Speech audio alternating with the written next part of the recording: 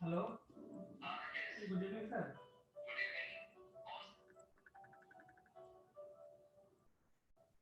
ICW वाला भी देखा मैंने और उससे पहले भी एक चल रहा था। नहीं, ये वाला कौन मतलब आज हुआ था क्या? मुझे पता नहीं था। ये लाइव नहीं था सर। आईसीएम वाला क्लोज हो था, लाइव नहीं था। हाँ, वो मुझे बताया था उन्होंने कि वो हाँ, वो इंटरनल कंसल्टेशन। देखा।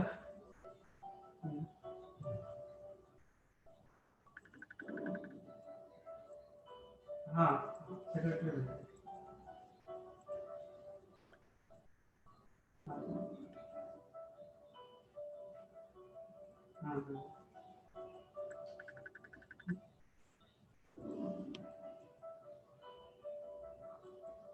हम्म।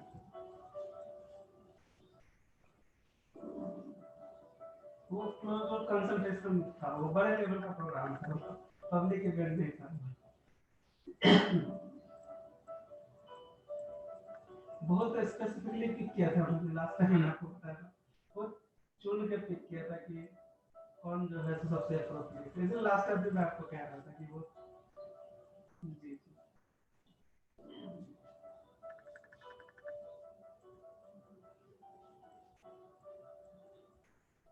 हमारा तो चलेगा है।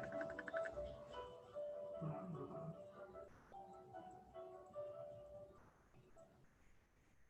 जी जी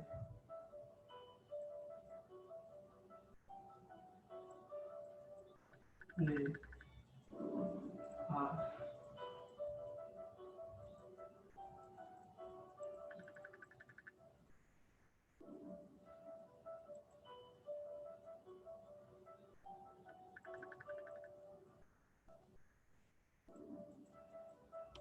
हाँ।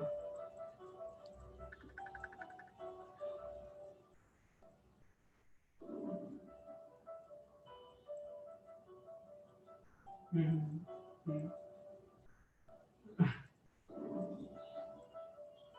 बिल्कुल बिल्कुल।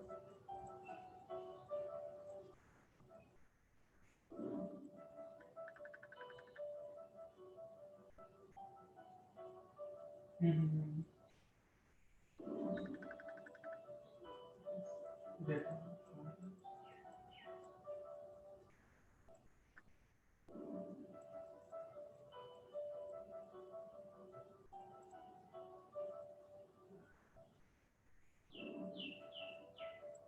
हाँ, बिल्कुल।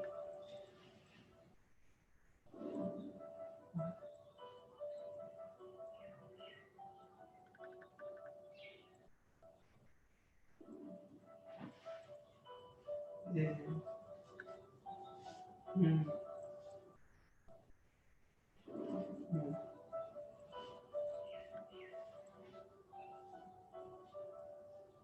हाँ,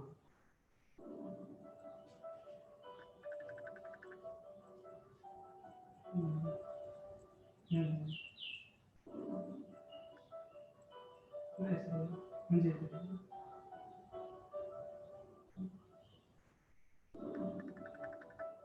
बिल्कुल।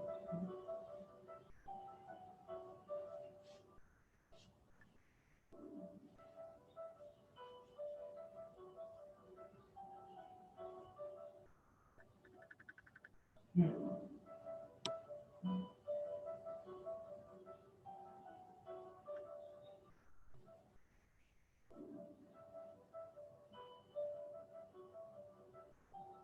हाँ, ये मतलब उनको अच्छा लगा होगा। ये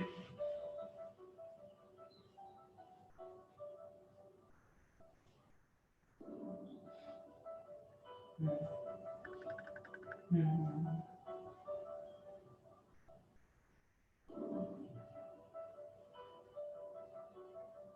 हाँ,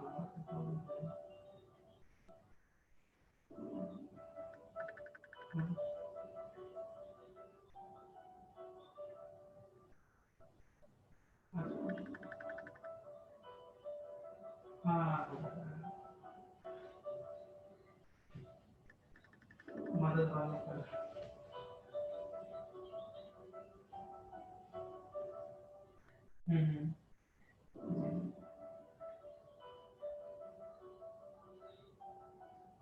नेहा बता।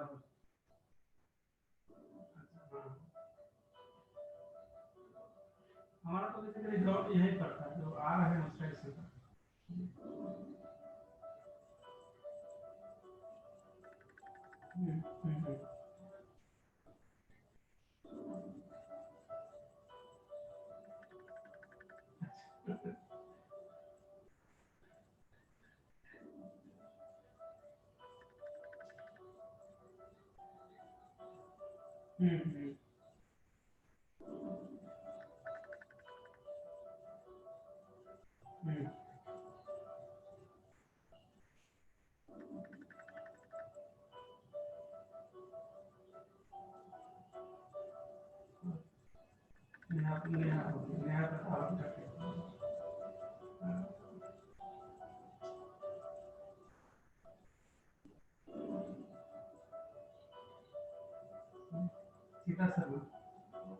सीता शर्मा बहुत क्वालिफाइड है इस मामले।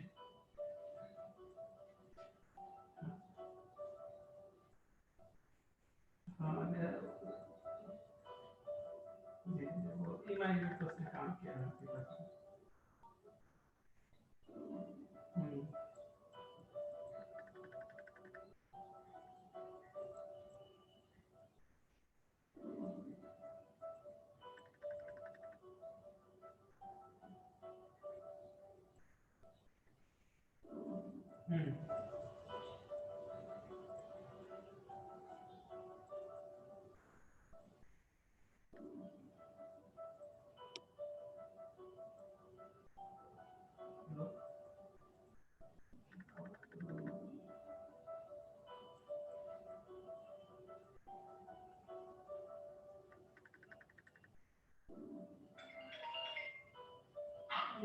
तो कान में दब गया था कुछ और।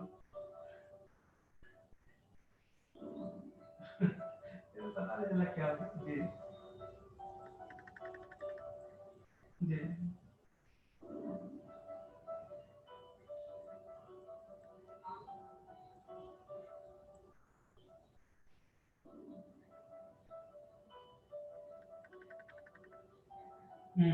कतर का बहुत सारे है सर, और कतर के लिए कोई प्लान नहीं कर रहे बेसिकली यूएई का प्लान है। हाँ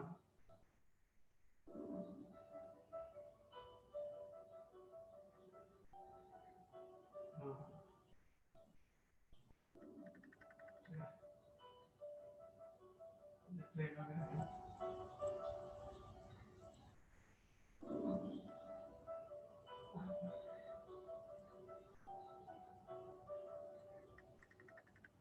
ये तो प्रॉब्लम है। ये ट्रेन का एग्जांपल देके उसको कॉल कर सकते हैं, उसकी ट्रेन चालू किया गया है।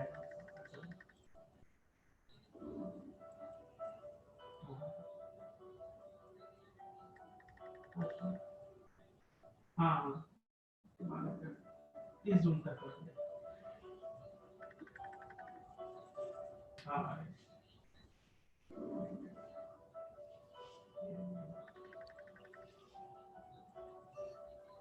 हाँ ये तो आज ही।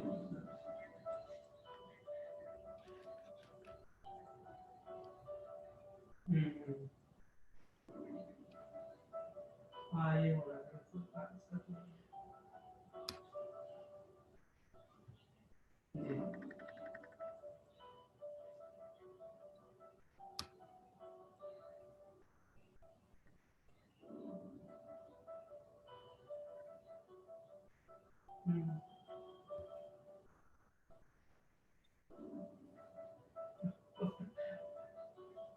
यस वही तक तो कंफ्यूजन है।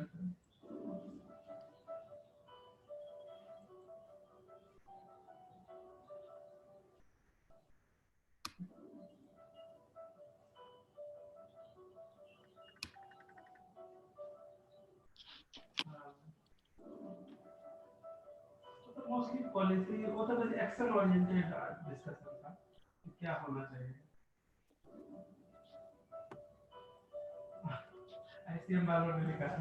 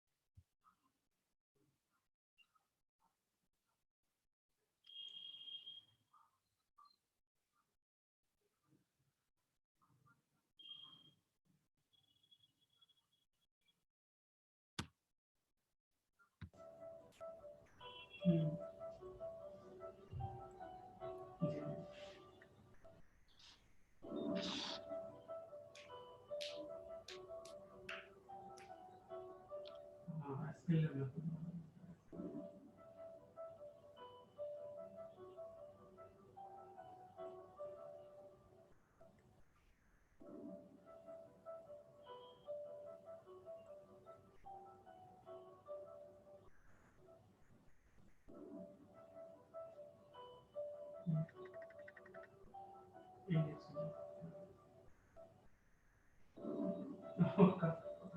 स्किल कैटेगरी अलग है।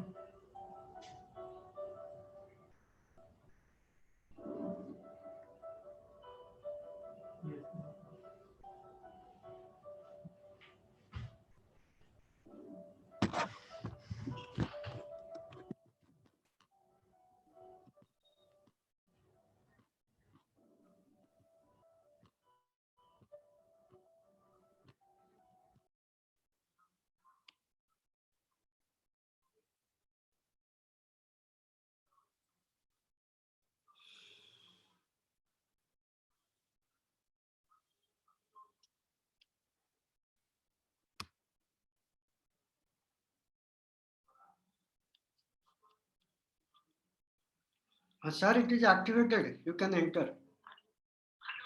हाँ sir.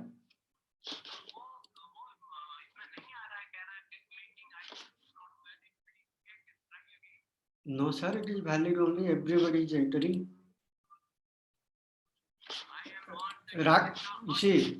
See what I can tell you. Rakesh will guide you.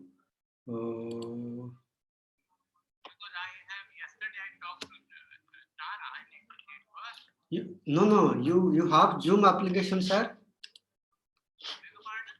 You have Zoom application. Zoom. So then there is a meeting. I gave meeting ID. You put that. Then password also you put. I'll send you again. Okay.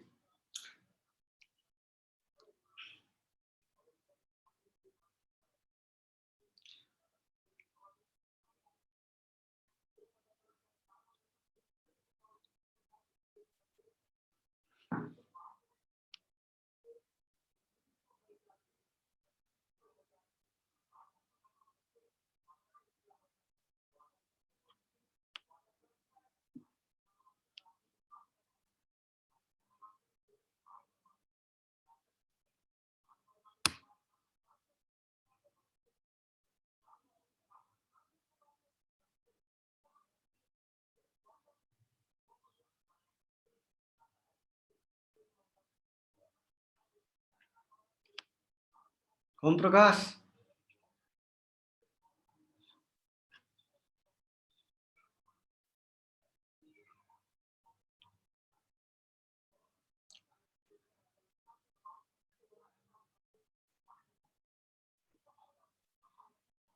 Hello, can you hear me?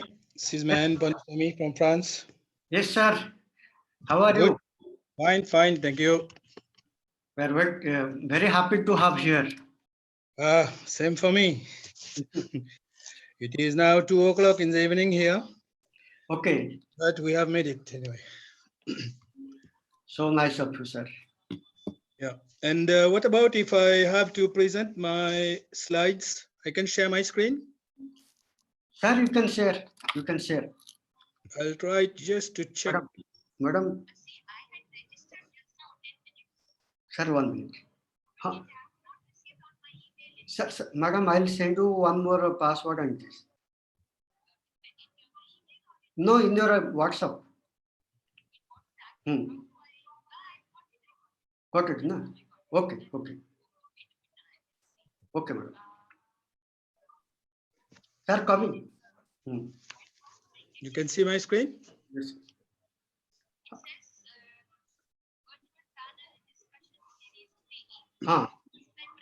Yes, madam. Just.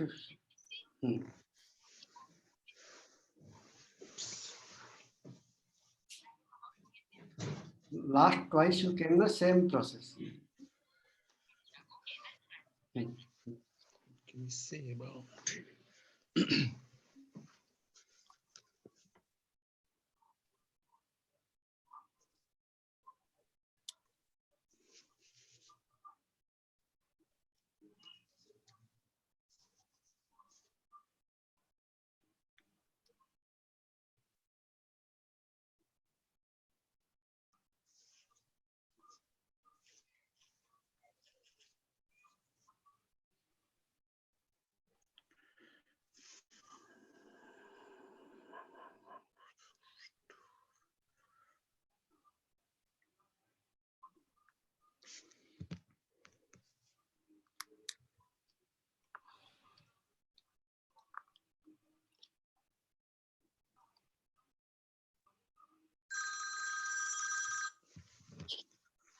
What's this?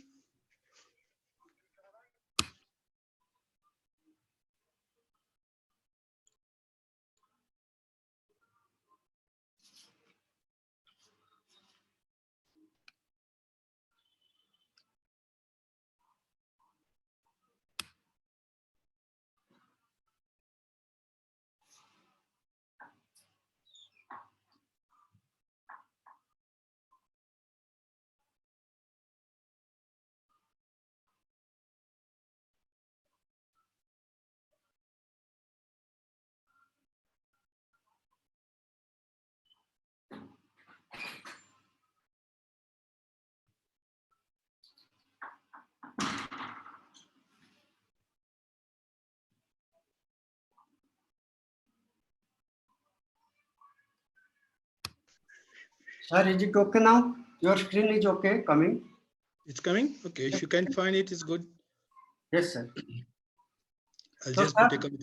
Sir, we have very short time, so we have to manage. Yeah, we have only 1, 2, 3, 4, 5, 6 slides. Okay. I will not talk long. Okay. So, shall I unmute now? Yeah, you can mute, no problem. Let me mute. Because we have more than 100 people and lots of noise will be there, so we have to manage. Yeah, no problem. Modi is watching you. Just see Modi at the back. Oh. Yeah.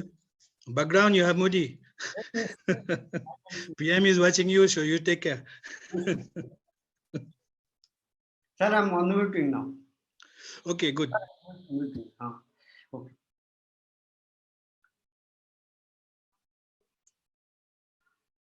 You can remove this screen.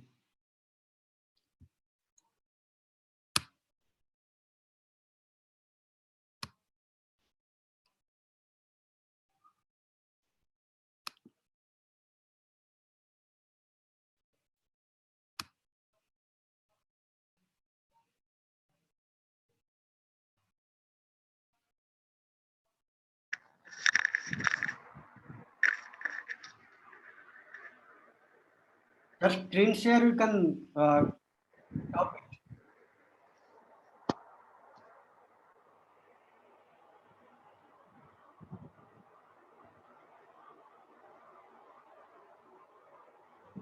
So there is a way to stop screen sharing.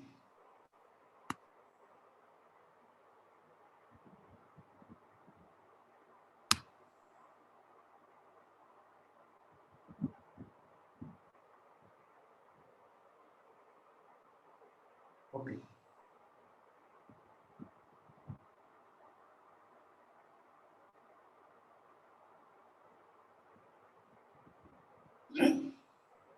Welcome, Professor Aparna Raipol. He was my teacher and she's already in.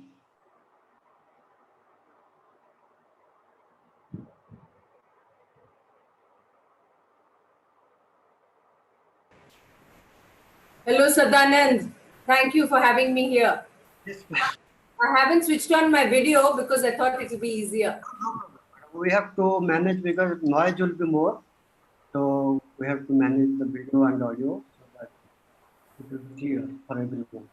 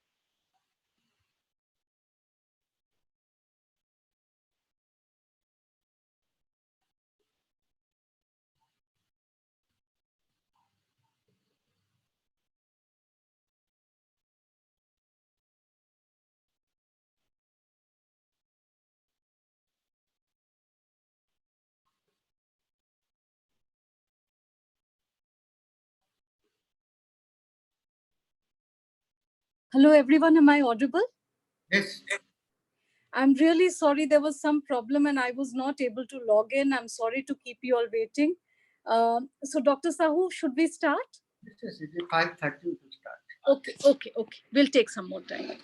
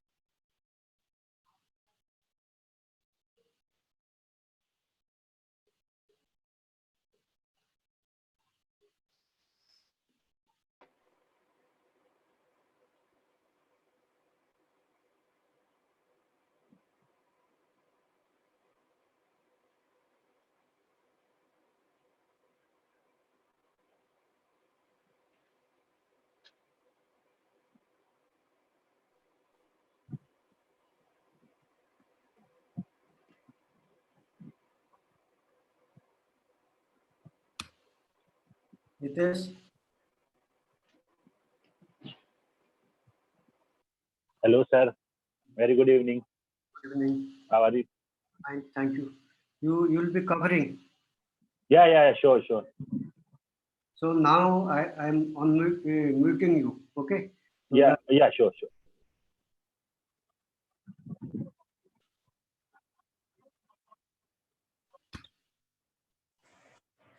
Dr. Sahu, give me the green signal when to start, huh? Sir is about to enter. Actually, some problem. Yes, we'll wait.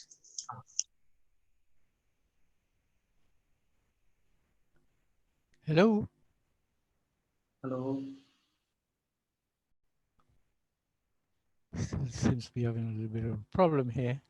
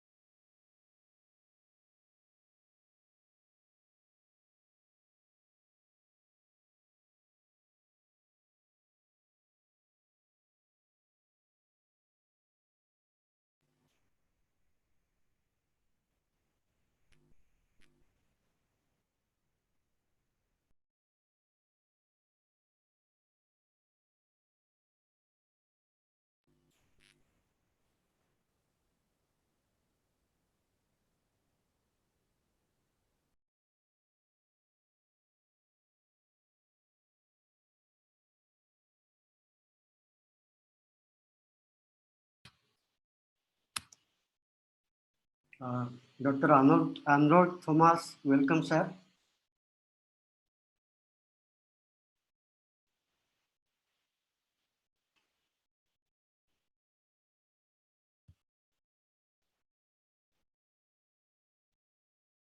Hello. Sir, welcome, Dr. Satish Rai. Welcome. Can you hear me? I can hear. Okay. I just managed to get on it. So we'll start in 2-3 minutes. All are entering now. Okay. Good. Yeah, I can see few people already. Yes, another 5. Some technical issue there, so they are all entering now. Okay. What is the time there now? Sir, it is 5:37, 5:40. 7 Okay. minutes late. It's okay. Good.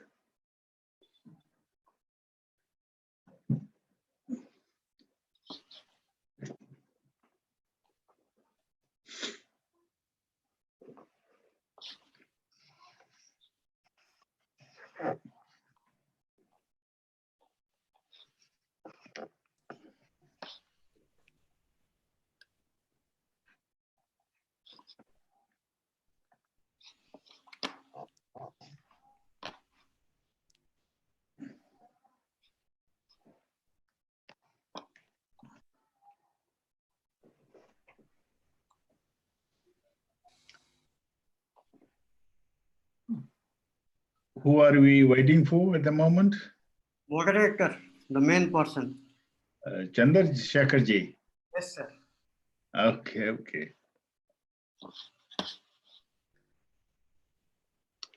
Where is this screen from? Is it from Delhi? Yes, sir. From Delhi. Okay.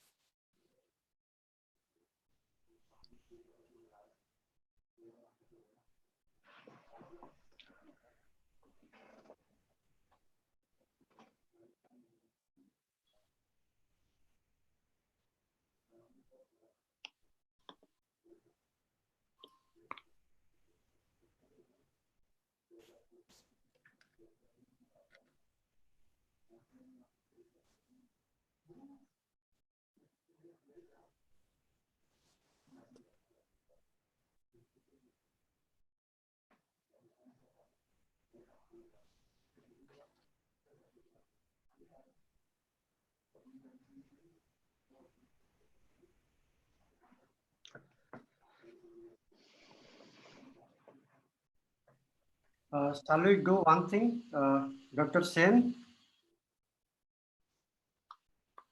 Yes, Dr. Sahu, tell me. Meanwhile, what we can do, we'll talk about GRFDT and the profile of the speaker till Professor join. That will take 2-3 minutes. Okay, has anybody called him? Is he joining? What is his status? Rakesh is working out. That is not. Okay, I will start right away. Good evening, ladies and gentlemen. It's a huge honor and pleasure to be amongst all of you and to once again welcome each one of you to what promises to be today's conversation, today's discussion on Indian diaspora during COVID-19, strategies and future prospects. Dr. Sahu was talking about the organization that we all represent and the organization that has brought us together. So I will, everything that is worth knowing about GRFDT is already on the internet. Let me take you through a personal journey of GRFDT, which I think you might find interesting. So I have known GRFDT when it was born, when it took its baby steps. And today we are an organization which has members from almost 30 to 35 countries. And at any given point of time, when we have discussions like this, we are joined by people from across the globe, at least 15 to 20 countries, people from these various areas join us. And what has been the unique achievement of this organization, GRFDT, which is Global Research Forum on Diaspora and Transnationalism. The unique achievement has been nurturing young scholars who now head diaspora departments and who are now, doing such credible work on diaspora, which is respected and loved globally.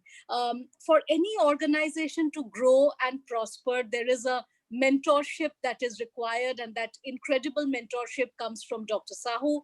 And it's a combined effort which I think has kept all of us hooked.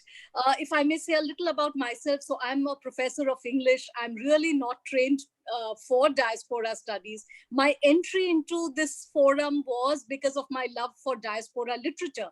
But thanks to what I've learned from all of you, currently I'm interested and I write on diaspora, and I'm actually doing a project on the return migrants who are going back to Uttar Pradesh and what they're facing at this current point of time. So it is something that touches us directly. It is something that links us. It is something that connects us as human beings. And I think that is the reason why we have this, this scholarship which brings all of us together. My belief always is that to be a good scholar, you need to be a good human being. I think via GRFDT, we have learned how to be good scholars and how to be good human beings, because all of us are working towards a cause which is taking us close to humanity, to global values, to a system which brings us all together.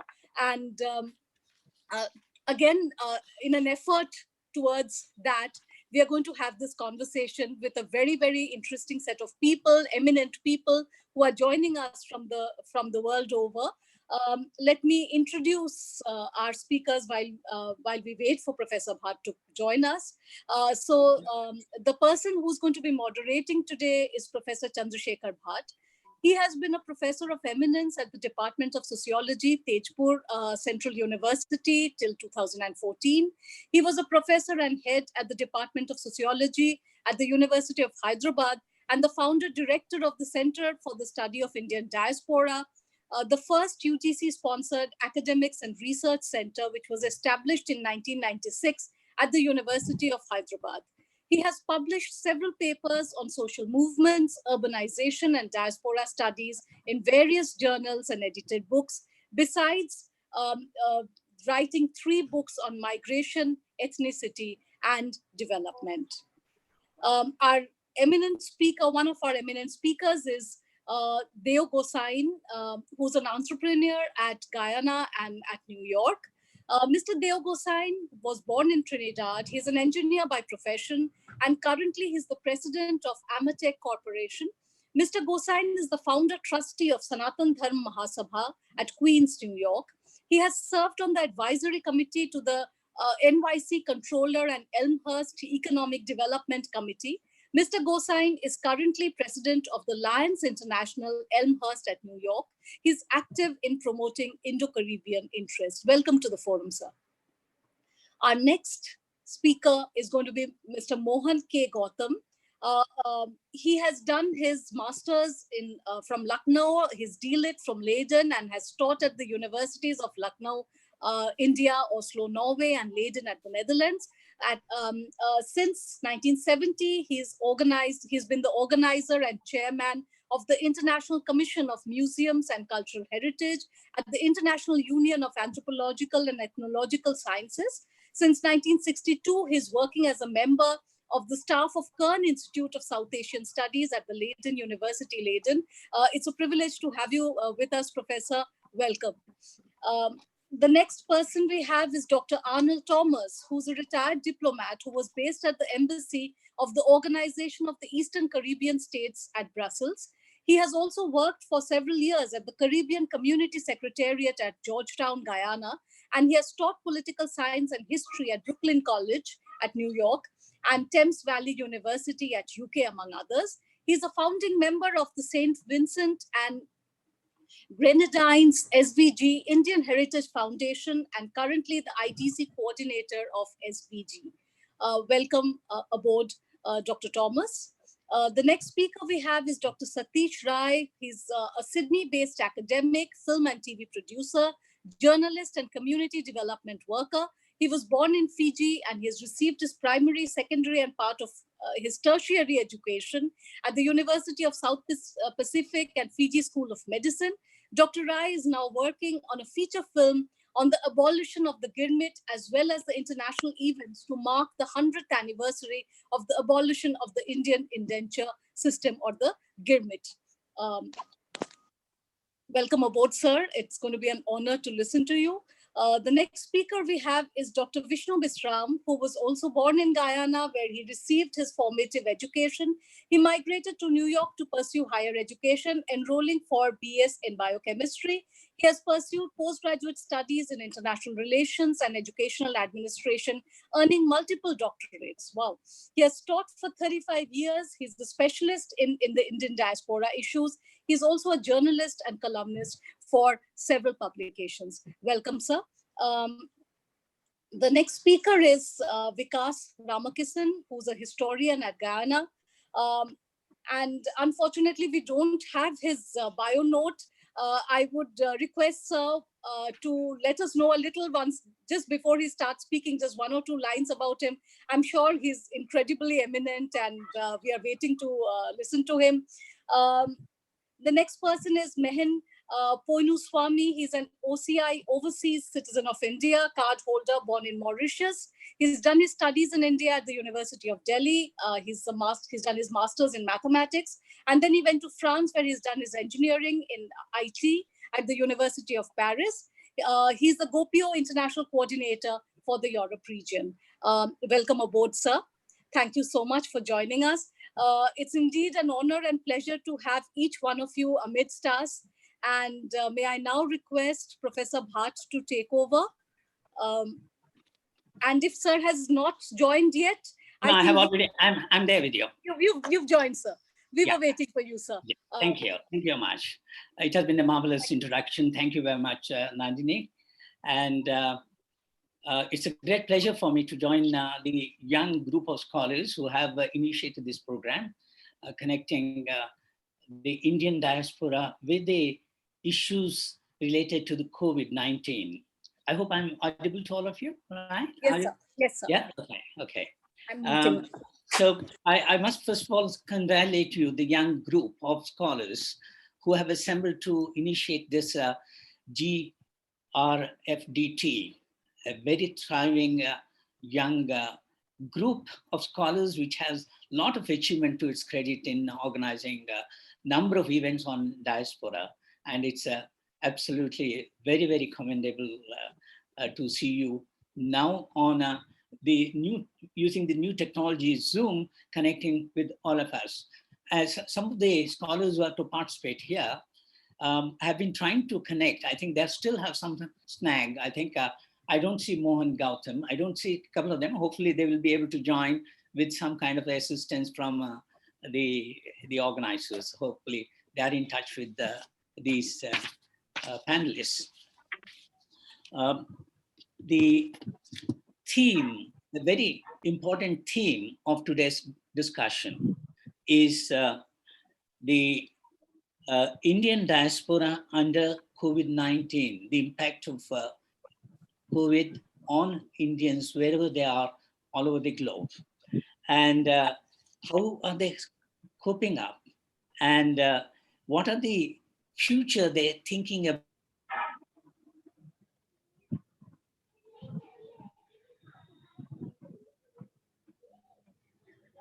Successful. And I must start with something connected with the title itself, Indian diaspora. You know, diaspora is a term much debated. I will not dwell into this because time is very limited. But certainly Indian diaspora is also a very highly diversified group of people. And I can see at least 3 of these streams which are very distinct from each other, because though we call them as the Indian diaspora, their articulation, their goals, their interests are very different. Now, very often we connect NRIs with the Indian diaspora. Yes, they're a kind of a diaspora in the making. But those who are NRIs and become diaspora, when they transform from the country of origin to the country of immigration, they become diaspora. So we have a NRI diaspora, a large number of them who have migrated from 1947 onwards, when India became free. You have these NRI diaspora form. But much before this, we have a huge group of Indians who have already left shores on their own or on account of some of the compulsions of life that they felt at that point of time under the British Raj. You have a huge community of people who was found almost in all corners of the world. And today they are twice migrants, their descendants are twice migrants. And these are the PIO diaspora. And some of them, are also referred to as Girmitias, because Girmitia is a term used for people who have traveled under contract and contract labor or indenture labor. So we have a huge population of Indians who are descendants of this adventurous community which has migrated under very adverse conditions. And what reminds me today is this community of Indians, the diaspora, PIO diaspora, are the Indians who are descendants of those who have gone under tremendous adverse conditions under the British rule. They went to the places which are totally unknown. And today they have transformed those adversities into their advantage. And they are very successful, very, very dynamic Indians that you find them wherever you go. Today you'll find the Indian PIO Indians, almost every part of the globe, along with the Indians who have migrated from India to those corners of the world.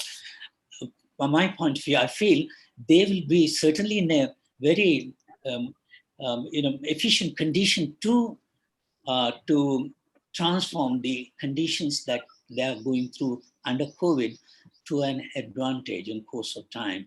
Take it as to a situation of advantage, and wish all of them wonderful luck to overcome the problems that cause us a lot of trouble to all of us in the diaspora, in India and in the diaspora.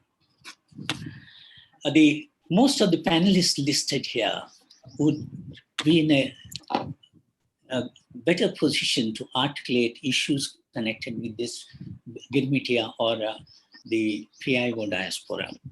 And these panelists, I greet all of them. I hope all of them are in a position now to get connected, or in course of time as we go on, we will be able to get connected with each other. And whoever is connected, I think we will try to link with them and connect, have their presentations done. These specifically, the PIO diaspora is found almost from east to west, starting from the Fiji, where we'll be greeting them in the night now, because it's the night time for the people in the Fiji or in Australia. And on the other side, the New Yorkers, which is a good morning for all of those people who are in the Western continent. And we have a huge number of people, both these PIO diaspora on both the sides. On the Pacific island side, you have a huge population in Fiji and Australia, in New Zealand and so on. And then on the Western side, you have the Caribbean islands. So you have hosted a huge Indian population, Trinidad, Guyana, Suriname, Jamaica, and St. Vincent. I hope our distinguished Professor Arnold Thomas is in a position to join us from St. Vincent. I hope we should be seeing him in time soon. So, it reminds me, or it takes me to the time when I got associated with the high-level committee on Indian diaspora. This was a breaking point in the Indian history of connecting with the Indian diaspora, way back in 2000,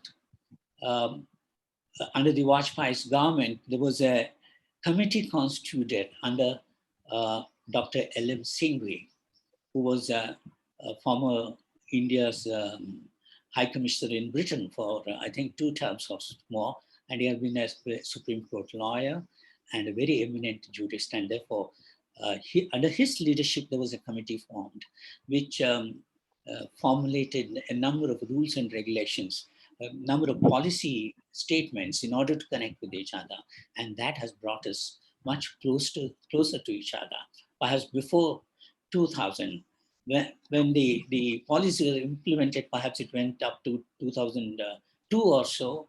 And 2003 was the first Pravasi Bharatiya Divas celebration we had under L.M. Singhvi's leadership. I think that is the great connectivity we started, and it continues today. And I'm not sure, I had a privilege of meeting many of the Indian diaspora people, specifically from these PIO countries at Benares when we had it in 2019. And I don't know under the COVID condition how long we have to wait for meeting of that kind, Pravasi Bharatiya in future. I look forward, of course. We are always hopeful and sure things should develop to our advantage. So if Professor Mohan is able to connect with each other from Netherlands, I think we'll... Yes, he has joined. He has joined. He has joined. He has joined. Okay. Then I call upon Professor Mohan Gautam, a very illustrious person who has lived the life of an Indian diaspora scholar from Netherlands, from Leiden University. And he has been in the thick and thin of all diaspora academic programs. I welcome him, and I request him to make his presentation. Professor Gautam, please. Thank you very much, Professor Shekhar Bhatt. You have given a very good topic to me, and let me put up in this way. There have been 2 things. A, when our Pravasis migrated from India, they had a lot of problems. And the problems were there, economic problems. But then they also had famines, droughts, and epidemics. And the very good example I can give you, there is a photograph here. Have a look. Can you see? Yeah. This photograph is actually showing that in there was a big famine and 7 million people in India died. And it reacted. Many people went outside. Now that's one thing. Now I'm talking about the Hindustanis or the Girmitias or PIOs in Netherlands. Now they also left in 70s because there were the political problems, and due to political problems they had to rush, and they came to Netherlands. In 74, 75, the big majority of the Hindustanis came here. Perhaps we could use them, as Bachchu has used the word, twice migrants. Could be. Anyway, so the Indians who are here, or they don't call them such Indians, they say only Hindustanis. For all these years, because they have been a part of Dutch culture, here in Netherlands for the last 25 years, they have completely integrated. Now integrated, I mean here that they have become the part of the Dutch politics. They are participating on Dutch politics also. They are participating in social welfare, and they are participating in the professional occupations like doctors, nurses, etc., etc., or education also. Now the question comes, if you look at United Kingdom, if you look at United States, people say, or statistics say, that most of the people who are dying there, they are the colored people. That means the minorities or the majority, whatever the terms we would like to use. There's a one thing here. There's no discrimination in Netherlands because all are Dutch. Dutch are the doctors. Dutch are the Hindustanis are the doctors. Hindustanis are also the nurses, and they do take care. They haven't got any special association for that. All the associations are helping to the Dutch government. That's one thing, very important. Second thing is, which we do not have in India, United States, we do not, they do not have the medical insurance. Here in Netherlands, medical insurance very, very necessary. Without medical insurance, you can't move further. That's one thing. And if people haven't got any jobs, they would be given 900 euro per month from the government. So there's not a single person who is a hand to mouth, even our Indian diaspora people. The problem is the Indians who are from India, they are not integrated. So they get the problems, but they are of course medically insured. Now, there's another thing is, two things are going on, and I think we have to give some importance here. The Indians who are here, mentally they are upset because the families are distributed. Suriname, and then the earlier families in India. And this mentally upsetness gives them some sort of depression. And their organizations like institutions, etc., they cannot work openly. And there have been a trend here, which has nowadays a silent trend, no one knows. There have been lots of suicides because the youngsters do not want to use the Indian institution, the organization, the religious ways. So they move out. And once the parents or whosoever they are, they stop them, the only way left to them is to commit suicide. But there are certain other things which we have to keep in mind from the Indian diaspora points of view, from the PIOs and Gidmitia. What they can do to India, what the India can do to them. Now, they are always having a feeling for India because their grandparents came from India. They are divided in the sense they went to many places. They were one family, but they were distributed. So they can give to India one thing, the efficiency, social management, which they have learned here, which India hasn't got. India is trying to learn it. Second thing is, medical insurance should also be promoted in India, which is not. That's why people are hand to mouth. Now here, of course, it's a small country, but a rich country. When people were economically upset, there are no daily wage earners here. They were given the money. Once they are given the money, there is no problem. So they have done something. But the problem is, unfortunately, from Indian side, nothing is coming. And even they have stopped the other Indians also, NRI, they cannot go back to India. So I would like to suggest here, from our Indian diaspora studies points of view, we should try to tell to the government as an applied aspect that before they should do something, those Indians who have been remitting so much money, they are not even allowed to come. Forget about the PIUs. So something should be there. And here, the credibility should be with the Indian embassies. They should come out, because without them, there is no India here. I mean, these are certain points which we can move further. Participation in the politics is very important, because they are the lobby of India also. And once they are the lobby of India, they can help India economically. They all want India should be economically rich. but they want a sort of extended joint family relations. Indians should also feel they are our people, like they feel that Indians are their people. I mean, these are the things I can say. If you have some more questions, please ask. Thank you. Thank you, Professor Mohan. You have exactly 7 minutes you have taken. Thank you. Thank you so much for lifting within the time. You have mentioned some of the, I think, disturbing issues, like the young people are not much integrated, and there's a tendency to take off to suicide and that kind of thing, number one.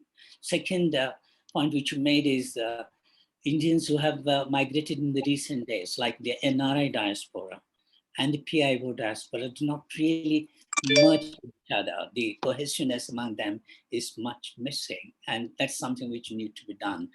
And the role that the embassy can take off is something very significant. I recall the early discussions along during the committee, Eldom Singhvi's committee, the ambassadors of India to take special care of Indians wherever they are located.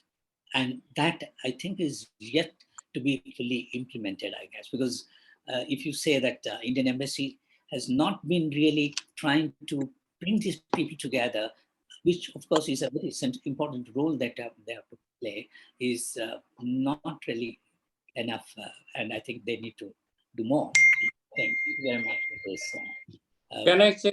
Excellent explanation. And No. maybe we'll have some questions, etc., to be asked later, unless you have a point to mention now. No, just Yeah. I want to say one thing, that India has become, Netherlands is less, but let's say Germany and other countries, an unforgotten country, unknown country, because India is not giving any contact to the new generations. So they do not know what India is. They do not know India. The stories are told, but the stories are different. They are born here, and they want to have the Dutch way, the French way, the German way, but they also want to have some contacts within India. And I think you have said very rightly, there should be some connections, and the only connections are left from the missions. Thank you. Thank you. Thank you very much. Now, if we have Mr. Dev Gusain, perhaps I request him to join us for his presentation. Dev, are you around? Are you connected? Is Dev Gusain is with us? No, there's no information about him. Hello? No, we cannot find him. Yeah, you're not. But he has been trying to connect. Again, you can make it, because we'll have him again. Because he contacted me that he's not able to get in. Yeah, I think Rakesh can keep trying. Thank you. Yes. Yeah, right. Thank you. Then I go to Professor Arnold Thomas from St. Vincent. Is Arnold around? Hello? Hello, can you hear me? Hey, hello. Great to see you, man. Great to see you again. Great. I've been having a bit of a technical problem hooking on. I don't know can you see me by video? Yeah, I can see your photo.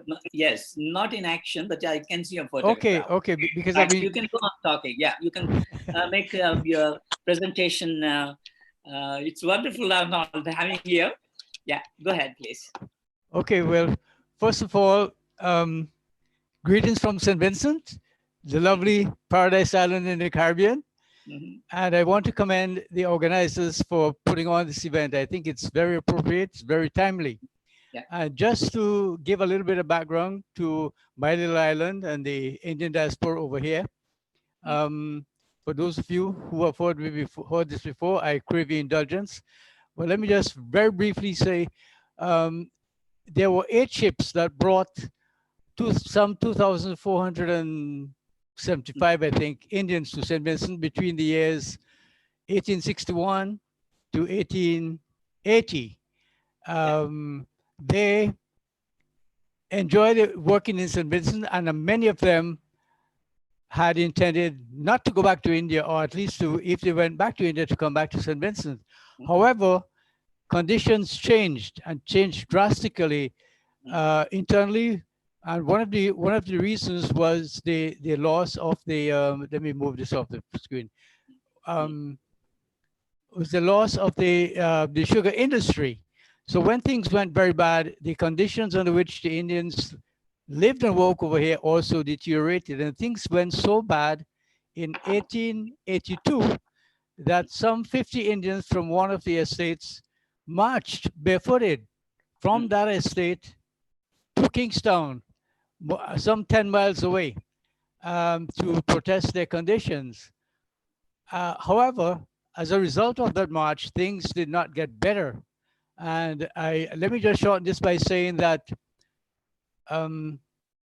as a result of that march in 1882, it was the end of, it triggered the end of the indentureship system in St. Vincent.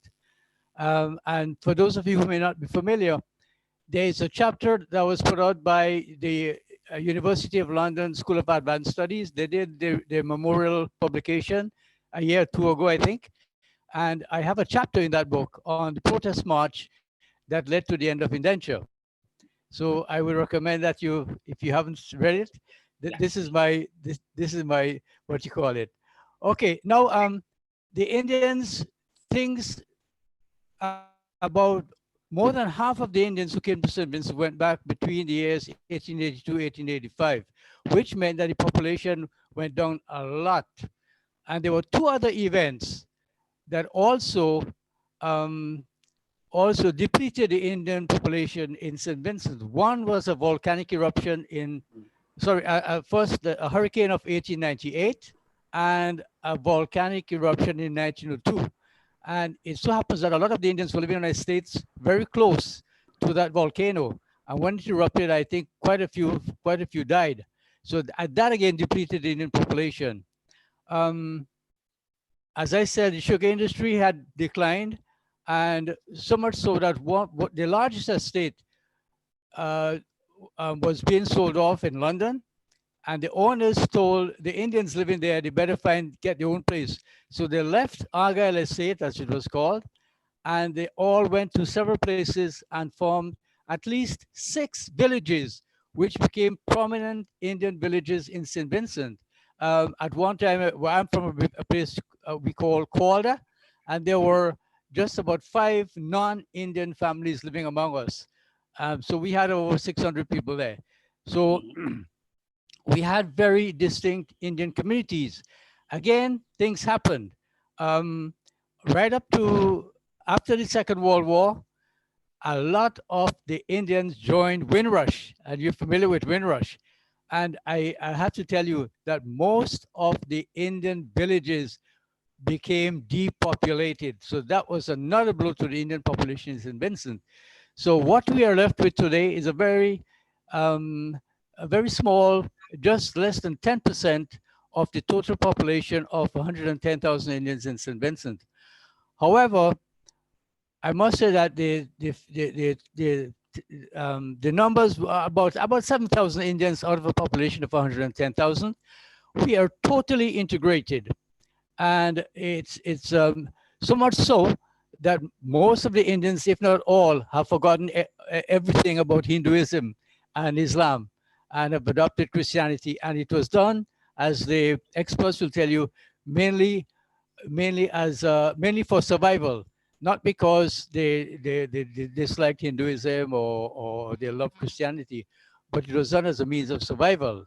So here we are today.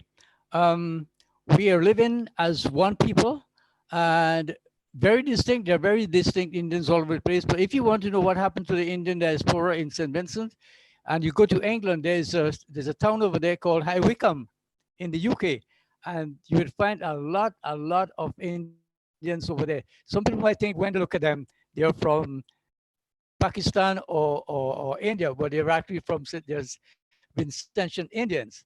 Okay, now let me fast forward. Let me fast forward a bit to Let's tell you go. what's been happening in recent times. Yeah.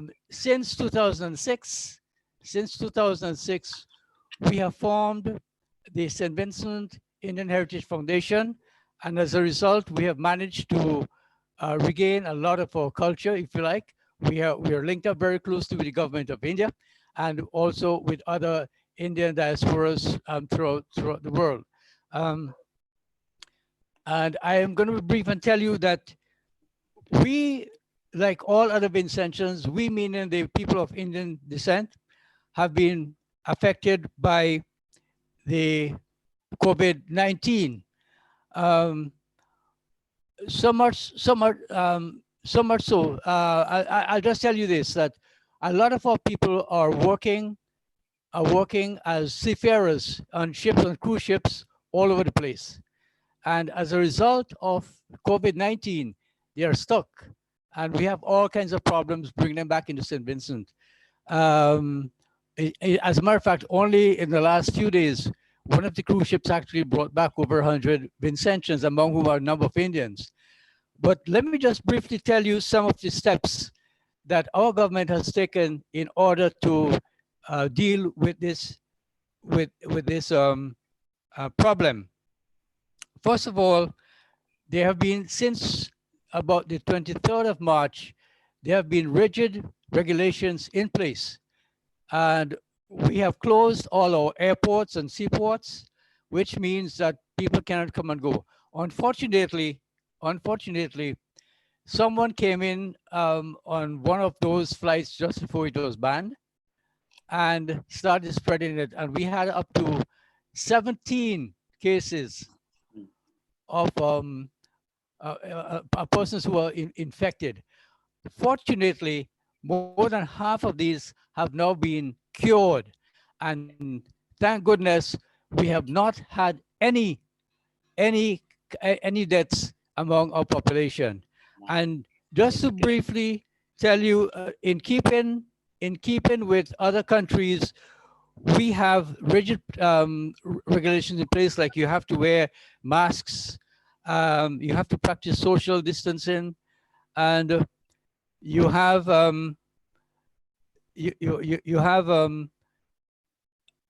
social distances and all those things which protect the population.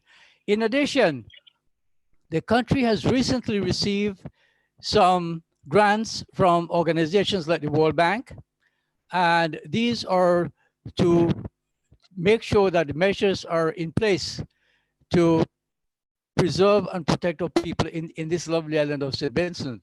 So far, so good. I have to say, we are not doing too badly compared with other countries.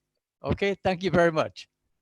Thank you, Professor Arnold. You have been so vibrant as always, and during the course of time, you told us how the Indians immigrated to St. Vincent and the various trials and tribulations they have gone through. I recall a quotation which L.M. Singhvi quoted from a Mauritius poet, Vishwamitra Ganga Asutosh, wherein he said, Indians went in search of gold, but then no gold they find underneath any stone they touched and turned, yet every stone they touched into gold, solid gold, they turned. So these are the kind of challenges that Indians have taken, and they have been very successful in that. So thank you very much. And I'm very delighted to welcome Mr. Dev Gosain here amidst us. And I'm very happy that he has been successful to log in. He has been trying to do it. And welcome, sir. It has been a wonderful job these young scholars have done to connect all of us together to have a dialogue on Indian diaspora and COVID. May I request you to share your views how Indians have fared under these COVID conditions, and what are the future they anticipate and the plan? Yeah. your thoughts, please. Dr. Bhatt, I want to say thank you for a kind introduction. And I want to say hello and pranam to all my good friends who are here. Dr. Mohan Gautam from Satish Rai from Australia. Remember all the fellowship we have shared in be it Delhi, Bombay, Banaras, wherever we have met in these forums around India. I'm a perpetual, conference person in India on diaspora issues, in spite of the fact I'm an engineer by training. So thank you for giving us the opportunity to be part of this wonderful international forum. Before I go on, I would like to say one thing, Dr. Bhatt. I want to recognize Madan Mohan Malavia, who was most instrumental. He was our Gandhi in the Caribbean. We quite well know he is from UP, law professor and what have you, but he was the person who introduced the bill to the Indian Parliament, which helped us abandon, if not remove, indentureship in these parts in the Caribbean. So the analogy I say, he was our Gandhi, the same way Gandhi came from South Africa. Given what the conversation is all about this morning, on this COVID, I know it's a terrible thing that's happening to us. It's a terrible thing to shake up the world. But around all good things, there will be opportunities. Let's look at the immediate concern we have right now, i.e. the death and destruction and pandemonium and commercial problem we will be having. Here in Trinidad, we live in White Plains, New York, but I'm moving down here in Trinidad, and I'm glad we came down here to hide under the bed away from New York, because where we live up in Westchester County is the epicenter of this. Here in Trinidad, with a population of 1.3 million, they have only 131 confirmed cases and 8 deaths. And I'm not going to judge the performance of the government, but let me extrapolate from that and say, if we look at New York City, with a population of 10 times Trinidad, which means New York City should have about 11 or 1,200 cases and about 80 to 100 deaths. And we know that's a faint comparison to what the actuality is. That said, I must say that the government is doing a wonderful job in keeping us safe here in Trinidad. I must also say they recognize the problem, and they went long before USFA to stop the international flights, close all the borders, and it's near impossible to enter this country, no matter who you are.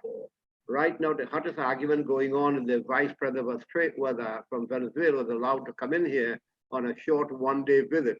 And the question is being asked, why and how come?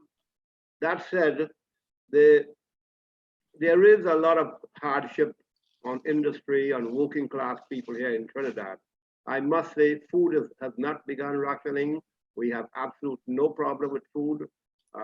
There's a lot of agriculture here in Trinidad, wherever we have a lot of people of our background, we know they do a lot of agriculture. The food is plentiful here in Trinidad. There's absolutely no problem. Jobs, Trinidad is very rich in oil and gas. So the oil and gas sector is still continuing. Trinidad is the largest producer of urea in the world, the largest producer of methanol in the world, and those plants are still operating. So the oil and gas and the hydrocarbon process are still operating as regular. There are other, but there, of course, we have a close distancing problem. I should have been wearing my mask right now, but everybody here are required. You cannot enter a supermarket, you cannot enter a department store, you cannot enter any place without a mask. And there are police who are going out there and they are ensuring that the 5-person assembly is not abused at any time. They have even gone so far, even our Hindu funerals, where we have those cremation at the riverfront, all those have come down to 5 and 6 persons only at any one time in the particular room or the area. So all said, I think our people are doing fairly well here. With regards, we have a large contingent of Indian nationals at the university here, at the medical school, at the industry for engineers and what have you. So I think all in all, it's being managed properly. There are hardships. There will be a tremendous amount of fallout. Yesterday, we heard the chairman of the Federal Reserve Bank in the US talking about what will happen after resume, about how many companies are going bankrupt and going out of business. We expect those fallout to come here once the economy gets going again. But I think it's a wonderful opportunity for us to meet at this forum. But let's talk about the opportunity which will come out of it. We will be setting new paradigm in industry. We will be setting new paradigm how we communicate. Let's look at one incident. 9/11 changed the way how we fly and plane. We got to take out our shoe and everything else. And when you compare 9/11 is faint to what we are going through right now, this will have a greater impact for a longer period of time. Now let me take one case in point. 9/11 only attack was only central to New York City, especially downtown. This pandemic is affecting the way we do business, healthcare, money. And a former Secretary of Treasury in the US said, when they would ask him to get the people back to work, he said, why are we going back to work if there's nobody working to buy? So what I'm saying, we will see a whole new design, people like Mr. Ram Saran in academia, in engineering, and Dr. Bhatt and Dr. Mohan Gautam will have to start developing new paradigm, new models for how society will coexist today. The engineer like Mr. Ram Saran will have to come up with plans how we'll start working without having the problem we have today.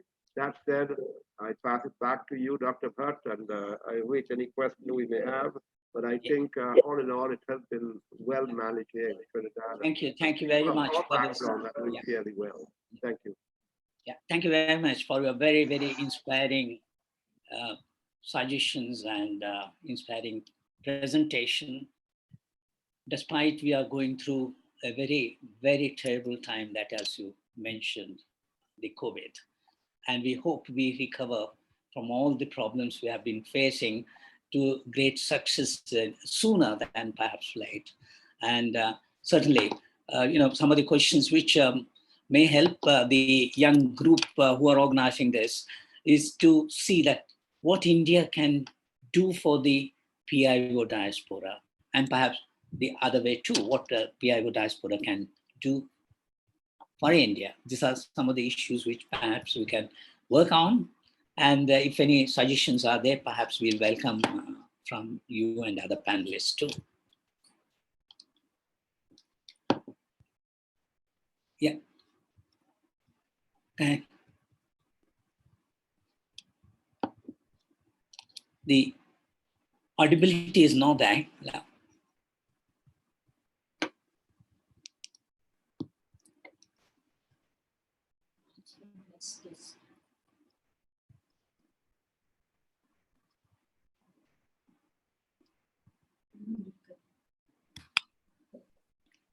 Hello. Yeah. Otherwise, you can together you can collect questions. Yeah. So shall we continue? Is it through? Shall I thank Dev? Thank you very much, Dev Gosain, for a very, very. So we have other speakers. Shall we continue? Yeah. We shall continue on that. So now, may I call upon Dr. Satish Rai from and saying him close to the evening there, later part of the evening now. Satish Rai, welcome to our discussion here on this panel. Thank you. Namaskar. Namaskar. It's great meeting you, dear. It's great to see some of the familiar faces once again. We met some of us in February in Gujarat and in Odisha. And earlier on, last year, we met at BHU. So greetings to all of you. It's in fact quite late here. It's 11 p.m. Still 14th of May. And as I mentioned in the email, 14th of May is a historic but very sad day for Fiji, especially for Indo-Fijians. I'll say a couple of words about that. Today we commemorate the Girmit Divas. It was on this day, first group of about 400 young Indian men and women were transported to Fiji, which started the neo-slavery of Indians in Fiji, and total of 60,500 Indians were transported to Fiji. And it so happened that today is the day when former Colonel Rambuka instituted the first coup in Fiji, which has dispersed our very cohesive community to all of the world. And today, I guess, around half of the Indo-Fijians, the Girmitians, are living away from Fiji. So it was a sad day, and I've been up quite early and participating in number of talks. And I might have to leave a bit early because people are waiting to interview me on radio soon after this. And when the coup happened in 1987, I was fortunately living in London, and I witnessed the coup on the television.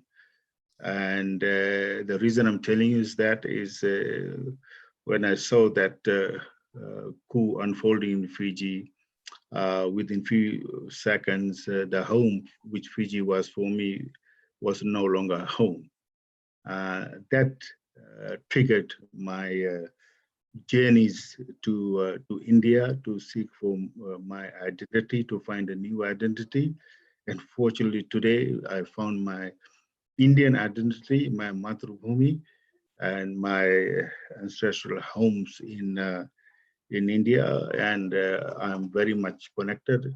I must say that I'm more connected to India today than I'm to Fiji. But Australia is my Karambhumi. I've been living here for more than 21 years. So let's talk a bit about the COVID-19 impact on Australians. Fortunately, our population is much smaller than Indian population. And I've been watching the news, Indian news constantly. And India has done pretty well in containing the COVID. And we have also done a tremendous job here in Australia. Our death, any death is bad, but our death has been restricted to below 100 so far. Is too short of 100 today. And most of the states in Australia have not witnessed any new positive cases over the last 3 or 4 days. So that is good. The restrictions are being slowly lifted. Still, we are in isolation, and but slowly it's been lifted. And as in India, as in all over the world, this isolation has meant massive job losses. And that also means the massive job losses for both NRIs and PIOs, because we have a lot of NRIs here, Indians, and at one stage the Girmitias were more in Australia than Indians. NRIs but today NRIs number much more than Girmitias. And one reason is because of the lot of students who have come over the last 10 odd years. And I used to lecture at one such college way back in 2008 and 9. And they came, they studied over here, they lived over here, they boosted the Indian population over here. But the problem today is the students, NRIs, are facing a lot of problems because, first of all, most of them work part-time to sustain their livelihood over here, and also to help to pay the loans which probably their parents took out to send them to study over here. And they used to work in large shopping centers like Westfield. They used to work in restaurants. They used to drive taxis. And so now they are not going to the colleges and they don't have a source of income. So that is a big problem facing us, our community, because of COVID. The other big problem is because of unemployment, the housing prices are set to go down drastically. Only today, I've seen on television that within 1 year, the house prices will come down by 10%, and over the next 3-4 years will come down by 30%. And as you know, our community, both the Girmitias and NRIs, they work hard, and the first thing they want to do is to buy homes. And so it's a larger percentage of our community who own houses per capita. So they will be adversely affected as well. And thinking about Fiji, because of being part of the Fijian diaspora, Fiji has been affected very badly as well, because a large amount of GDP is generated by tourism. And as we all know, tourism has come to a standstill. And I dread to think about the impact of this on the Fijian economy. The second biggest earner is remittances. And third is sugar. Sugar used to be the largest a few years ago. But combined with this, because a lot of remittances didn't go through banks or online transfers, is when our people used to travel to Fiji. They used to take cash over there, they used to spend money over there, and they used to take gifts over there. So that has stopped as well.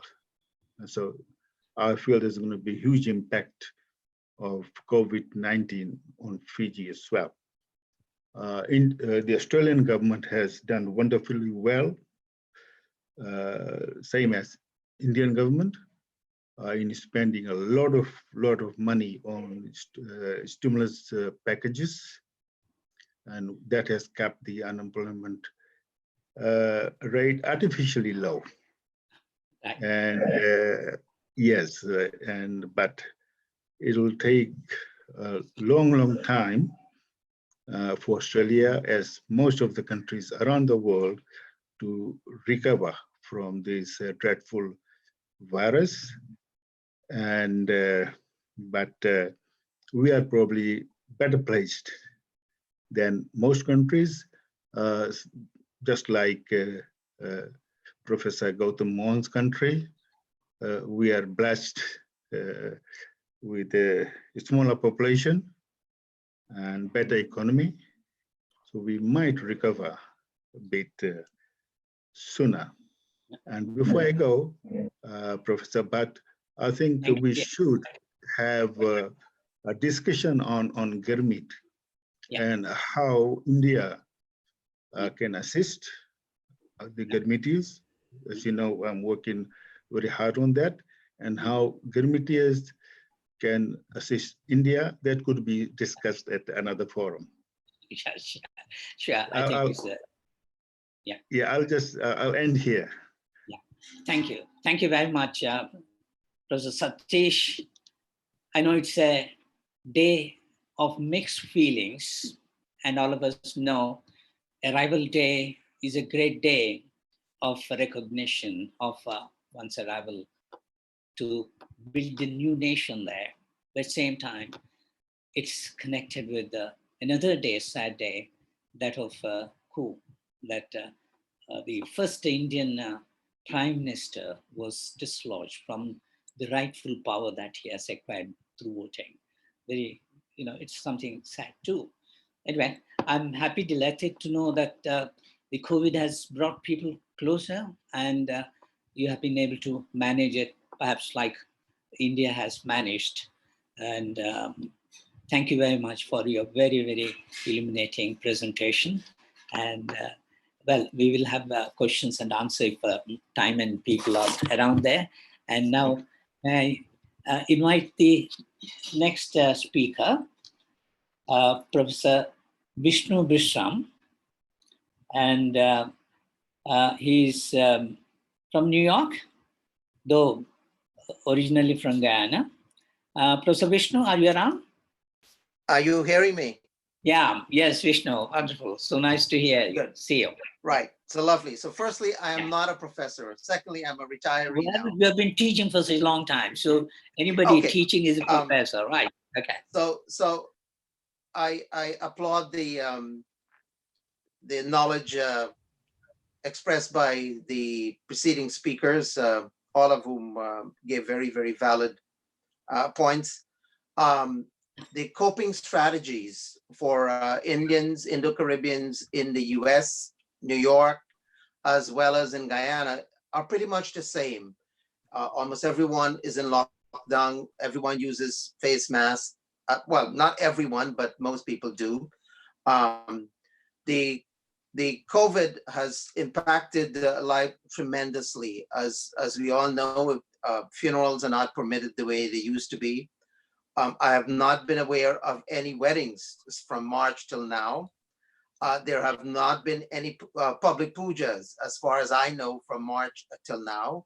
That doesn't mean the temples and masjids and churches are not functioning, but with very, very small and limited number of people, primarily the pastors and priests and pandits and mulvis and imams. There are two aspects that have not been mentioned, which I would like to focus on, and that is the political aspect. Firstly, with regards to Guyana, many may not be familiar. There was an election there on March 2nd, and we are 10 weeks later, and still there has not been an outcome to the election, despite repeated calls from the international community for there to be a rapid resolution to the problem in Guyana. Essentially, there was an attempt to steal the election in Guyana. The election was held. It was rated as free and fair on election day. However, the counting of the ballots went haywire when it appeared that, quote unquote, the Indian or the party of the Indians was about to win the elections. And so the counting was rigged. There has been an attempt now over the last 10 days to do a recount, and the recount is showing what original statements of the polling of the original counting of the ballots. Where this will head, we don't know, but it is one thing for us to keep in mind that COVID has impacted on an election in an Indian diaspora country, so to speak. With regards to the future, this COVID has created opportunities. I think some people say there are no opportunities, and our friend Ashok and I have conversations all the time about how it will impact on immigration.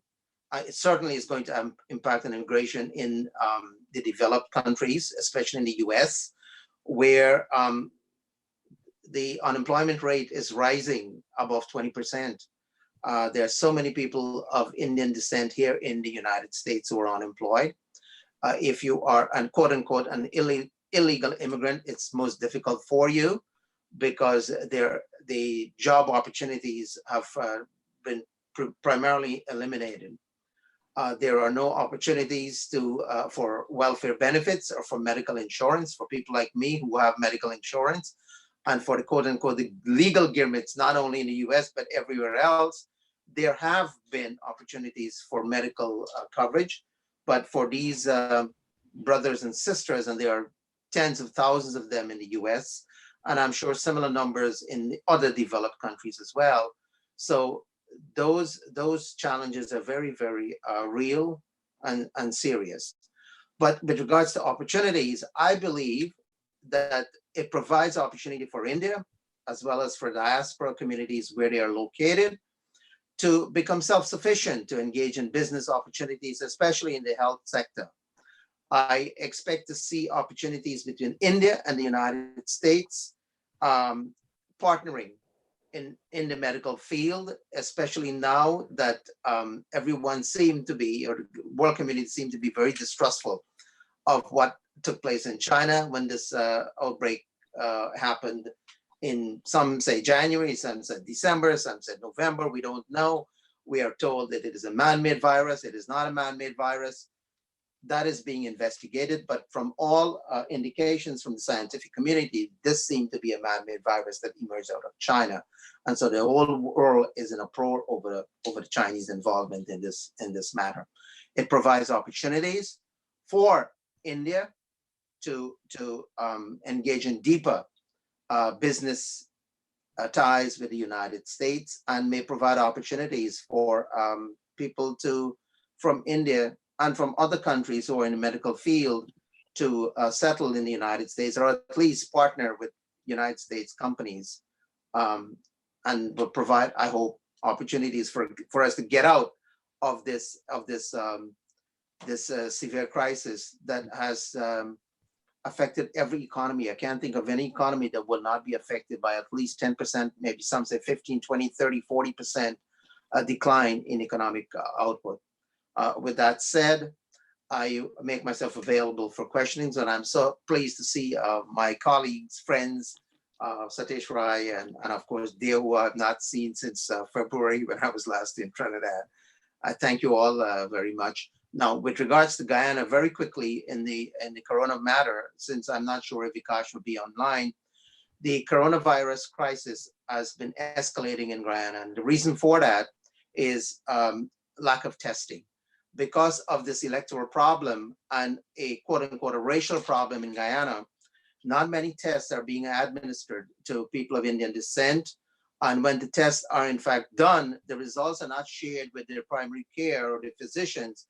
In fact, it's being controlled by the Ministry of Health and the minister herself, who indicated that no results will be released to the public unless she gives clearance to it.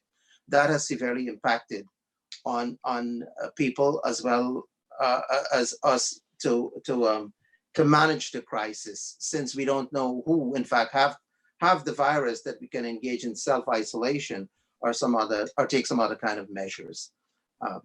That's the latest in Guyana as well as here in New York. Thank you very much. Thank you, Professor Vaishnav, for giving us the idea about what is happening in the US as much as what is happening in Guyana at the moment. A bit disturbing though of the situation that Indians are at the receiving end.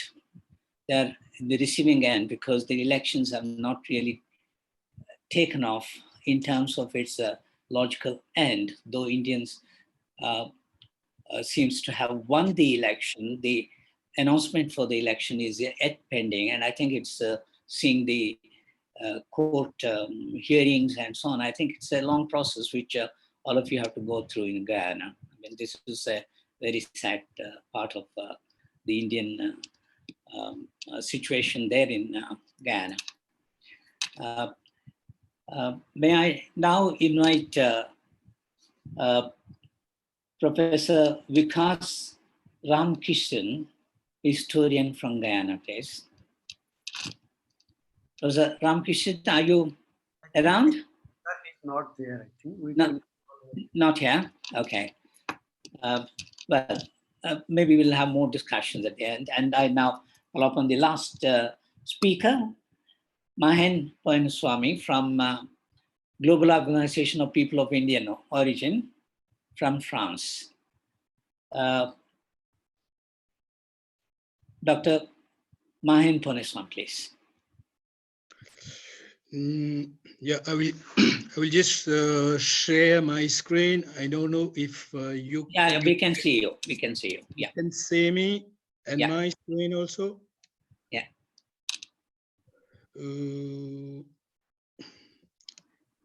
Okay.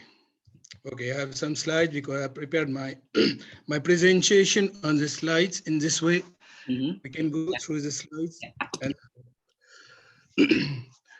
so first of all, I would like to thank you, Professor Chandrasekhar, for giving me the opportunity to participate in this session. And my greetings also to the panelists and friends attending the session. I know some of them. I met Mr. Arnold Thomas Deogozan last time in Paris. We had a nice moment here during a convention. And I wish all of you to stay well and safe. Yeah. Yeah. For this session, anyway, we are talking about India diaspora during COVID-19, coping strategies and future prospects. So for my presentation, I have done it, I have told you in form of slides. I'll talk rapidly about the different, in these different parts. I've divided in different parts where I'll talk about the situation of the COVID-19 during lockdown, strategies of the countries who adopted, I mean, different countries adopted different strategies to face this COVID-19 situation among the Indian diaspora in France in particular, which we know very well here. And the European Union and COVID-19, all the recommendations they give, has been followed and what has been obtained. And also now we are in a phase where we are moving out of the lockdown. So what will happen in the future and all about this, I mean, about our future prospects after lockdown. To make it brief, like I have made a small screenshot with other countries surrounding France, where I stay, to make like a sort of summary, just to show you on this slide where we can catch a lot of information according to the different strategies of lockdown, which has been chosen by each country. If you'll see, most of the countries, depending on the size of the population, because I put a column where the population is there in millions, you will see all, depending on the size of the population, the strategies which have been chosen by the government. The lockdown period has been varied, like in between up to 2 months. See, there is the start date of the lockdown and the end date of the lockdown. It is in fact end date where we can say it is more or less a partial end of lockdown. It is not a total, completely end of lockdown in Europe anyway. And in the meantime, of course, the government have taken many actions. They have asked residents to stay at home. The school, universities, and all essential business were closed.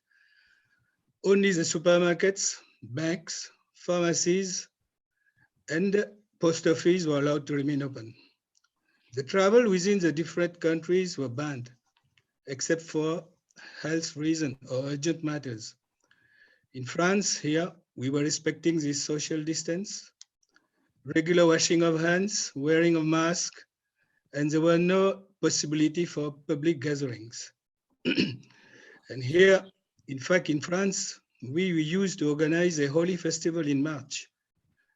And in this holy festival, the Indian diaspora, they assembled around 30,000 people. And it was to be scheduled the last weekend of March, last Sunday of March, and it was cancelled because we entered into lockdown.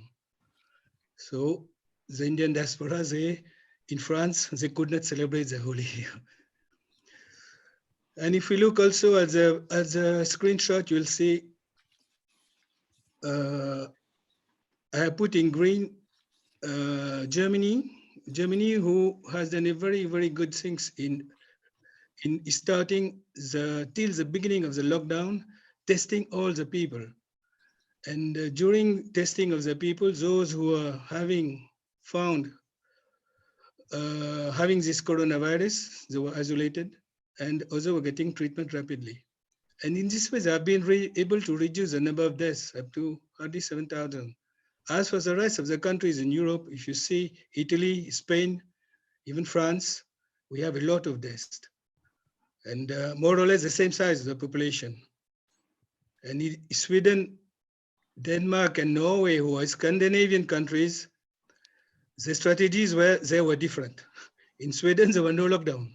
Everybody was going to the normal office work, restaurant, parks, and this has been very bad for them because they have got 3,460 people died. These data are picked up to yesterday evening. And Denmark and Norway, who was having a little less population than Sweden, which is also a Scandinavian country, they have reduced the number of deaths up to a maximum. If you compare the figures we have for Denmark and Sweden, you will see there's a big difference. So social distancing and all has been respected in Denmark and Norway, and you see this have saved many lives. At the same time, I put the figures for USA, China, and India. Anyway, if you compare for USA, you'll see, I don't think President Trump has done a very, very good job in the sense that he has taken too much risk. Maybe because of the coming elections, he has taken too much risk in handling this COVID-19. And the number of deaths you see in US is very, very much like 83,900. So I think he has been successful in making America great again. And China, anyway, is the place where it was started, but now figures, I don't know. I have heard that according to the latest news, there are some parts now it is going to be restarted again. I don't know, we have to follow what will be happening after lockdown. So in this, I will talk about it in the last slide. As far as the India diaspora is concerned, in France, we have got many Indians. We have got many stranded Indians who are found in different countries. So anyway, many Indians also were stuck in France. They could not go back.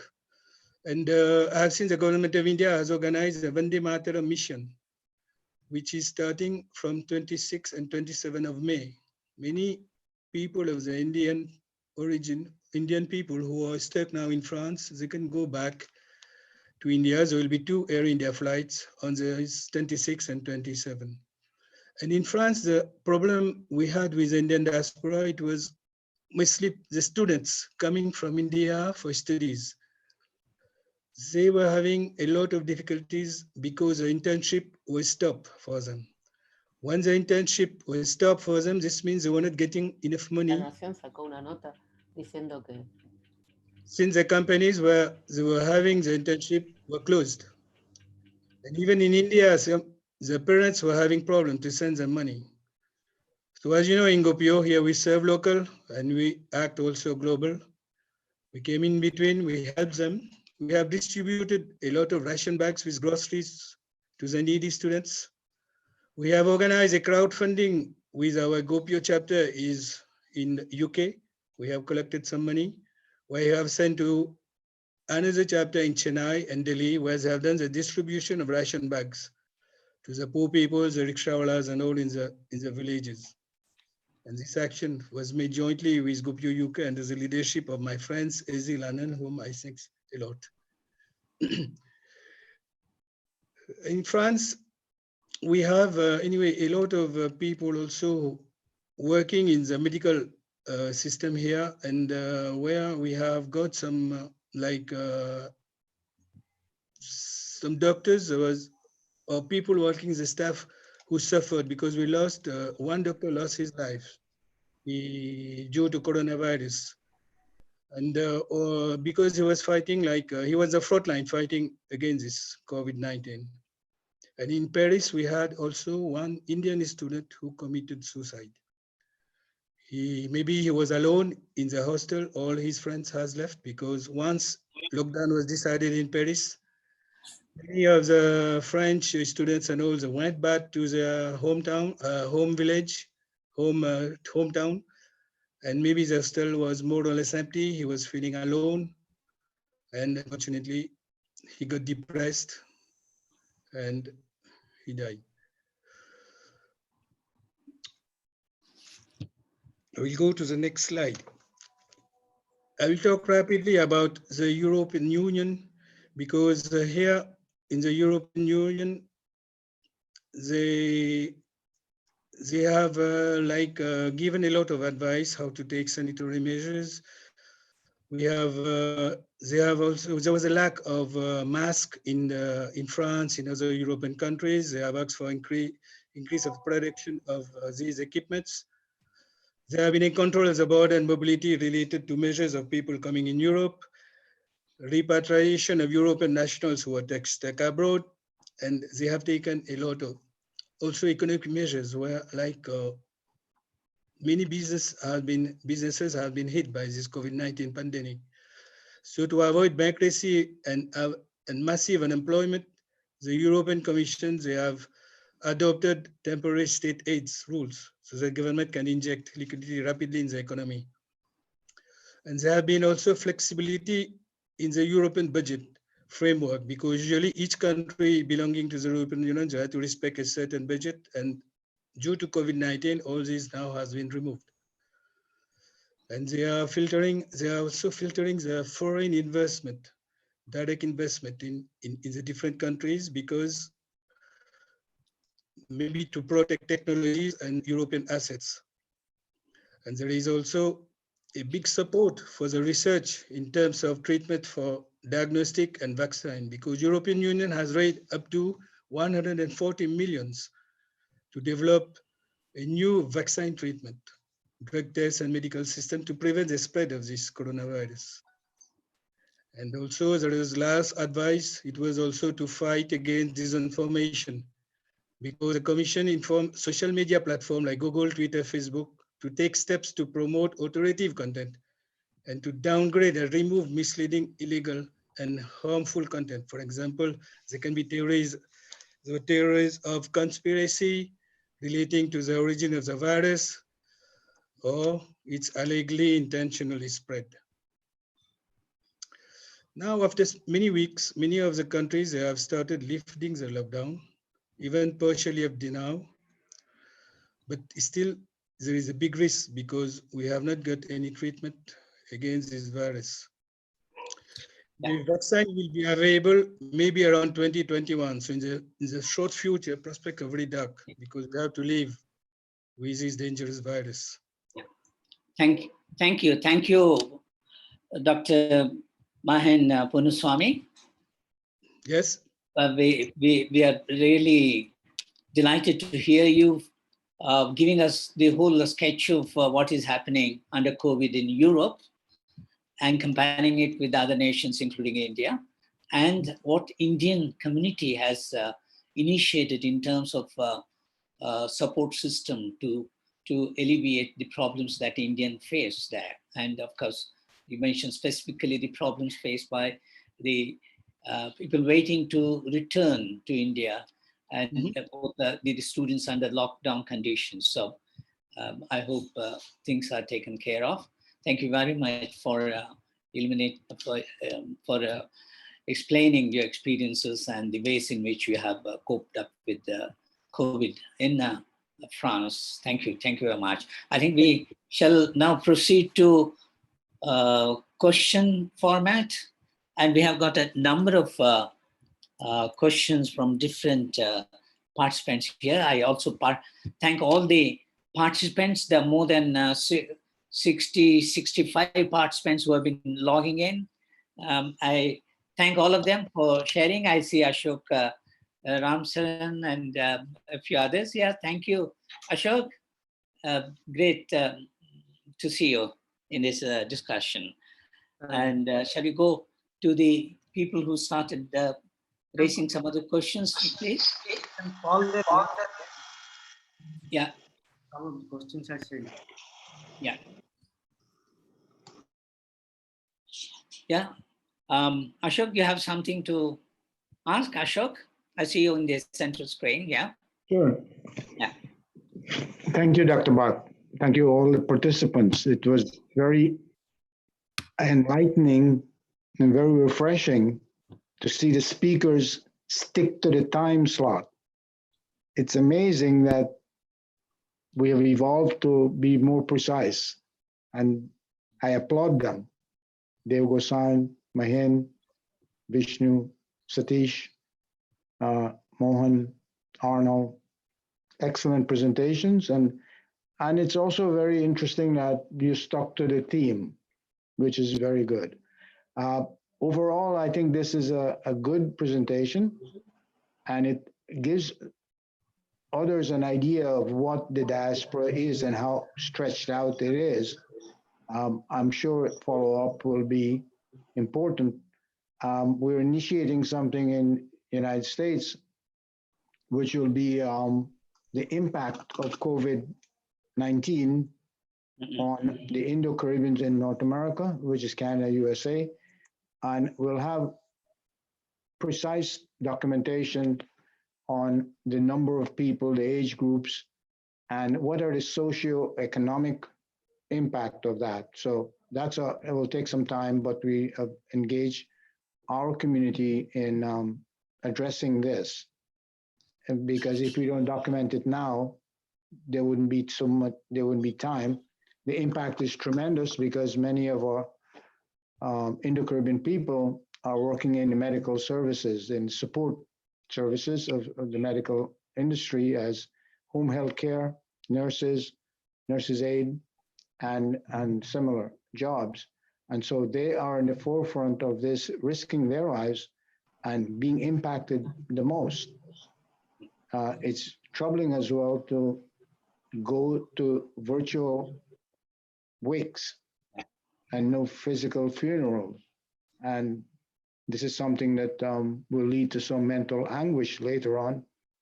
I sense that a year from now, when all of this is settled, there will be so many memorials, services that people, they have to wait for a longer time, right?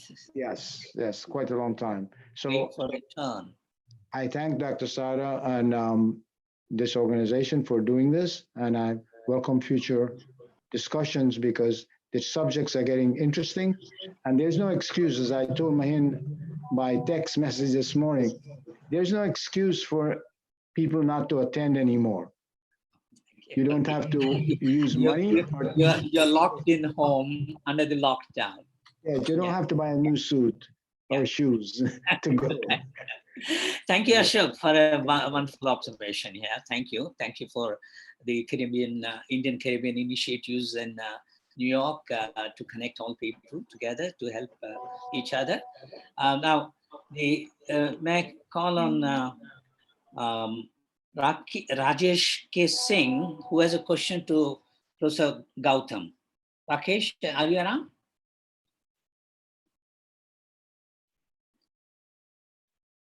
Rajesh K. Singh. I think other questions are. The other person is Ani Eremian to Professor Gautam. Is there any internal conflict between Indian community themselves? Mohan, you can perhaps respond if you are around, Mohan.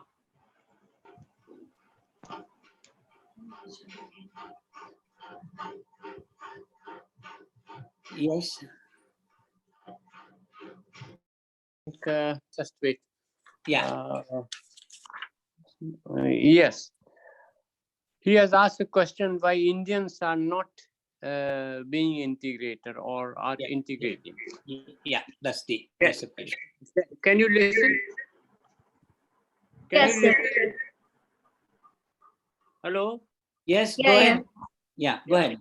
No, there are two things. I mean, A, the Indians do not feel that they are the part of the Dutch culture.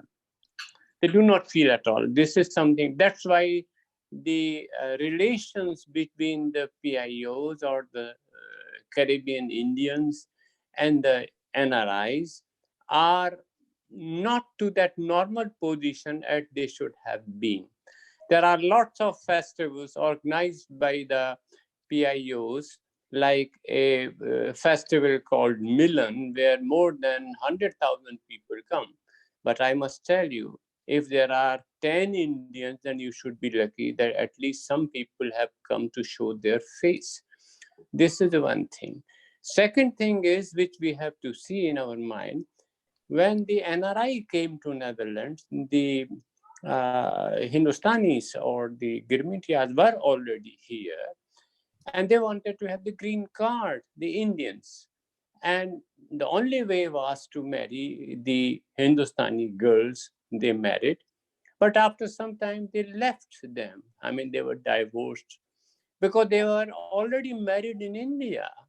So this historical process started from 70s, which is still going on. And Indians always say, oh, these Surinamis, what do they speak? They speak a language which is a primitive language. I mean, they speak Sarnami Bhojpuri, which has its own charm, you see. So this is the different story. There's one more thing. Self-reliance can only come when these two communities can work together. And the question is, the Indians are different than the Surinamis because Surinamis are born here. They have become a part of Dutch culture. They participate in all the Dutch activities where Indians are not so much interested. I mean, this is, I think, the mentality of Indians that they belong to India, not to this country. I think this should be the answer. If I may add to that. Yes, please.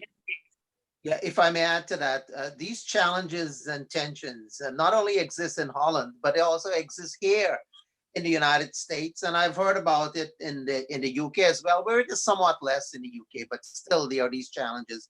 And of course, in Guyana and in Trinidad and in Jamaica and Barbados, we still have all of these challenges between quote unquote the NRIs, the recent migrants from India, and those of Girmit heritage going back to 182 years. How we overcome this, I don't know, but I must mention there have been greater integration in recent years between the two communities. And in here in Richmond Hill, Queens, New York, there is a lot of interaction between the Punjabi community and the Indo-Caribbean community. And they visit each other's temples. They also visit the gurdwaras and participate in activities in both. Thank you. Thank you. Thank you. May I now? If I can say something. No, I think more, there'll be other questions here. You will also have some other answers to be given. I just invite Annie Yeremian, who has a question. Yes. Annie Yeremian. Hello. Yeah. Yeah. Can you hear me? Yeah. Yes. Yes, sir. Thank you for your response. Then the second part of my question is regarding the thing whether there are any organizations which are dealing with the assistance for diasporic community in the host country itself during this COVID period, just like we see in the UK. We have some few organizations, diasporic organizations itself, which give some assistance to the. Thank you. Mohan, you have some answer? Very briefly, please, because number of questions are coming. Yeah, thank you. Mohan, you see, I think your question is very good. There is no internal conflict if we have to look at the COVID virus system which has existed here. That way is everyone is respected and kept, and they should work together. And I think I have my own philosophy. Unfortunately, the Indians in United Kingdom and many places, they are not having that feeling that he is an Indian, whether he is from Suriname or Australia, from where he's ours. This ours feeling is missing. So I always say, if you can give a respect and love and listen to the people, that I think you create your own community, and then you can use ethnicity to demand more and more from the government. Thank you, Professor Mohan. And if I may, in New York, the Indo-Caribbeans are in the forefront of providing not financial assistance, but they are working at various food pantries, volunteering their time. And I drove around in Richmond Hill, Queens, and I could see a lot of Indo-Caribbean people online receiving handouts, for lack of a better term. And there are a lot of Indo-Caribbean volunteers who are part of the process of soliciting donations to help fellow Indo-Caribbeans as well as non-Indo-Caribbeans here in the United States as well. Thank you. Thank you. May I invite now Professor Kamala Ganesh, please? Is Professor Kamala Ganesh around?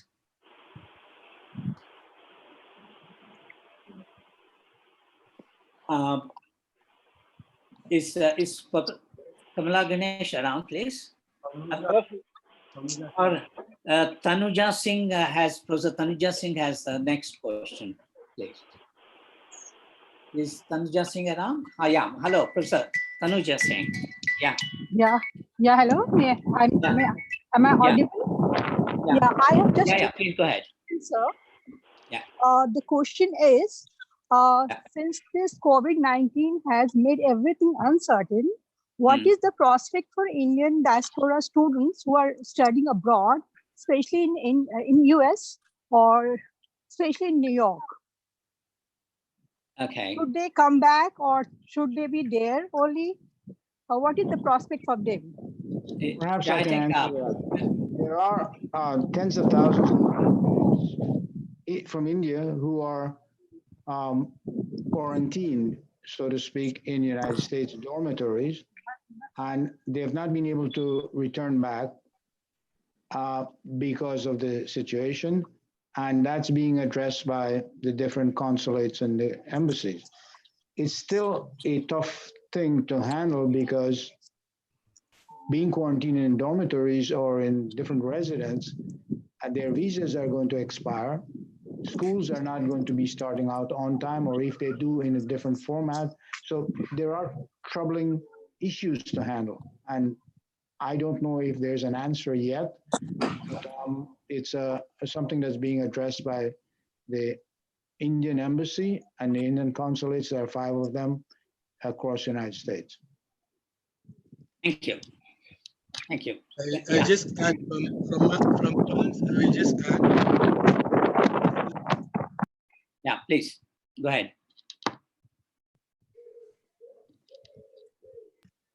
Yeah, I was just to say that school, even universities or other classes has not stopped because the students in France, at least in Europe, they are getting distance course. You know, the teachers are giving the course by distance. Even it is in lockdown, with the parents getting help of parents and all the students are working. Small children are working, the university students are working also by distance course.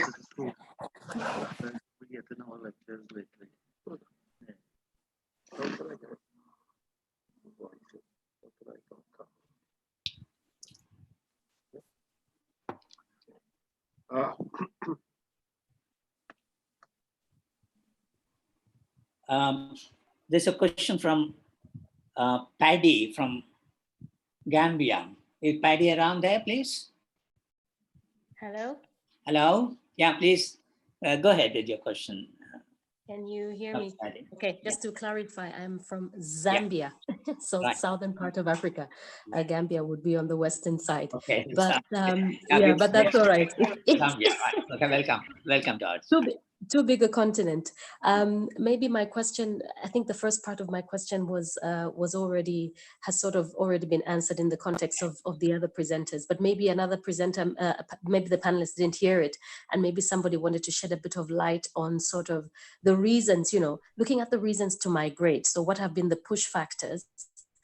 And also looking at the regions of immigrants of India, is there some sort of common trend that you would say to a particular destination? So coming from a particular destination in India and going to a particular destination, whether it's in Europe or in any other of the centers that our panelists are giving us this very interesting insights on. And then the second part of the question was looking at the rates of reverse or return migration. Does anybody want to share any perspective sort of on thinking that, the impact of COVID now, so COVID will become a push factor for a lot of, the Indian diaspora that has been in other places. Is there any kind of push factor that is seen in terms of policies that are being implemented back at home in India that would accommodate, some kind of a homecoming for Indians heading back, especially at the local level? Thank you. Okay, right, thank you. Right, Thank you. so I think so the push factors are no Yeah. longer there, are going to remain forever. People always want to migrate for better opportunities, but the pull factors are not there anymore. In the United States, we don't know when this economy is going to become fully normal. I cannot see opportunities opening, except perhaps in the health field. So one of the pull factors definitely is health. And those who may seek to migrate have to reorient and retrain themselves to provide medical services in perhaps all of the developed countries. I believe that's where the attention, the focus would be in the future. But if we're thinking in terms of other kinds of opportunities, they just simply are not going to be there. Anyone looking to migrate to New York or to any part of the United States, what jobs will there be when 20 or 25% of the population is unemployed? You simply are not going to have opportunities. And secondly, your family members are not going to be able to sustain you. If you're unemployed for a long period of time, you will become an unwelcome guest. Just a bit of a comeback. I think the question is a bit the reverse, actually. The question is the reverse. I'm sort of looking at outward migration, Indians who are in the diaspora returning back. How does that reverse migration look like? And what kind of policies are happening back home to try and accommodate the returnees? I think this is more in relation to Indians who would be coming back, particularly because of the reasons that you've just mentioned, sir. Thank you. Dr. Bhatt, I leave that to the nationals in India. Thank you. I have a couple of people now. I shall be calling Professor Vinod after Filomena Ricardo. There's a Filomena Ricardo from Italy having a question, and then Professor Vinod Kadria. Please, yeah. May I request? Good evening, everybody. Good evening, everybody. Well, I actually had a misunderstanding of time because I went later in the meeting. But I just introduced myself. I am now researching on the border territory among two regions in South Italy. And here the Bangladeshi migrants are coming, and they are mixing with other Southeast Asian migrant groups coming especially from China. And they work all in the textile garment fabrics here in South Italy. So it's my first time I approach to India and to Indian communities, but I lived for a long time in China before, and I wrote something that many things about Chinese communities, not China. And I had many encounters with Indian professors and students when I was living in China. And now, at the moment, we have this emergency, but at the same time, we in South Italy, the emergency is due to the newly arrived migrant groups from Bangladesh area, so from India area, Bangladesh. And at my university, we have sometimes some lecture from professor coming from Punjabi, so this region. And so I thought it's interesting for me in this moment of break from everything because of COVID to approach the Indian university and study area to academicians. And so I found very interesting your, I'm just here to listen to your presentations and to your discussions so that I can know something more about. Thank you. Thank you. You don't have any specific question, I think, right? Thank you. Thank you very much for participating. Somebody of you asked me now in the chat if I can leave my email address. Yes, I will send it to you later. So you will have my email address with my institution and everything. Yeah, welcome. Vinod, great to see you, man. Great to see you. Please, great. And great to see Vishnu. We have spoken on phone, but I think I have for the first time seeing you face to face. Yes. Well, we have heard, I know everybody is rushed. I'll be very brief in my point. We have heard about GoPio in France doing some work. GoPio is an umbrella organization. Now, if we look at diaspora organizations, homeland associations as they are called, there are very specific professional organizations as well. And what comes to mind is an organization like API, American Associations of Physicians of Indian Origin, which is very much relevant to the COVID-19 situation. And they have been doing great work in states like Bihar and Hyderabad and so on, in Andhra Pradesh and so on. Now, I just wonder what kind of role they are playing. Are they doing this kind of, fighting COVID work limited to Indian diaspora, or are they crossing over to help everybody else, humanity as a whole? And are they also shaking hands with other diasporas, other diaspora organizations? Say, for example, if an extreme example can be given, maybe Chinese diaspora, there are doctors who are not necessarily associating with the Chinese government. So these are some of the issues which probably would be interesting to hear about.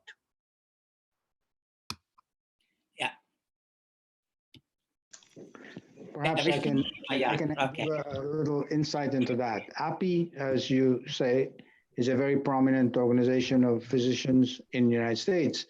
And majority of them are involved in giving medical care to COVID victims working in hospitals and institutions nationally.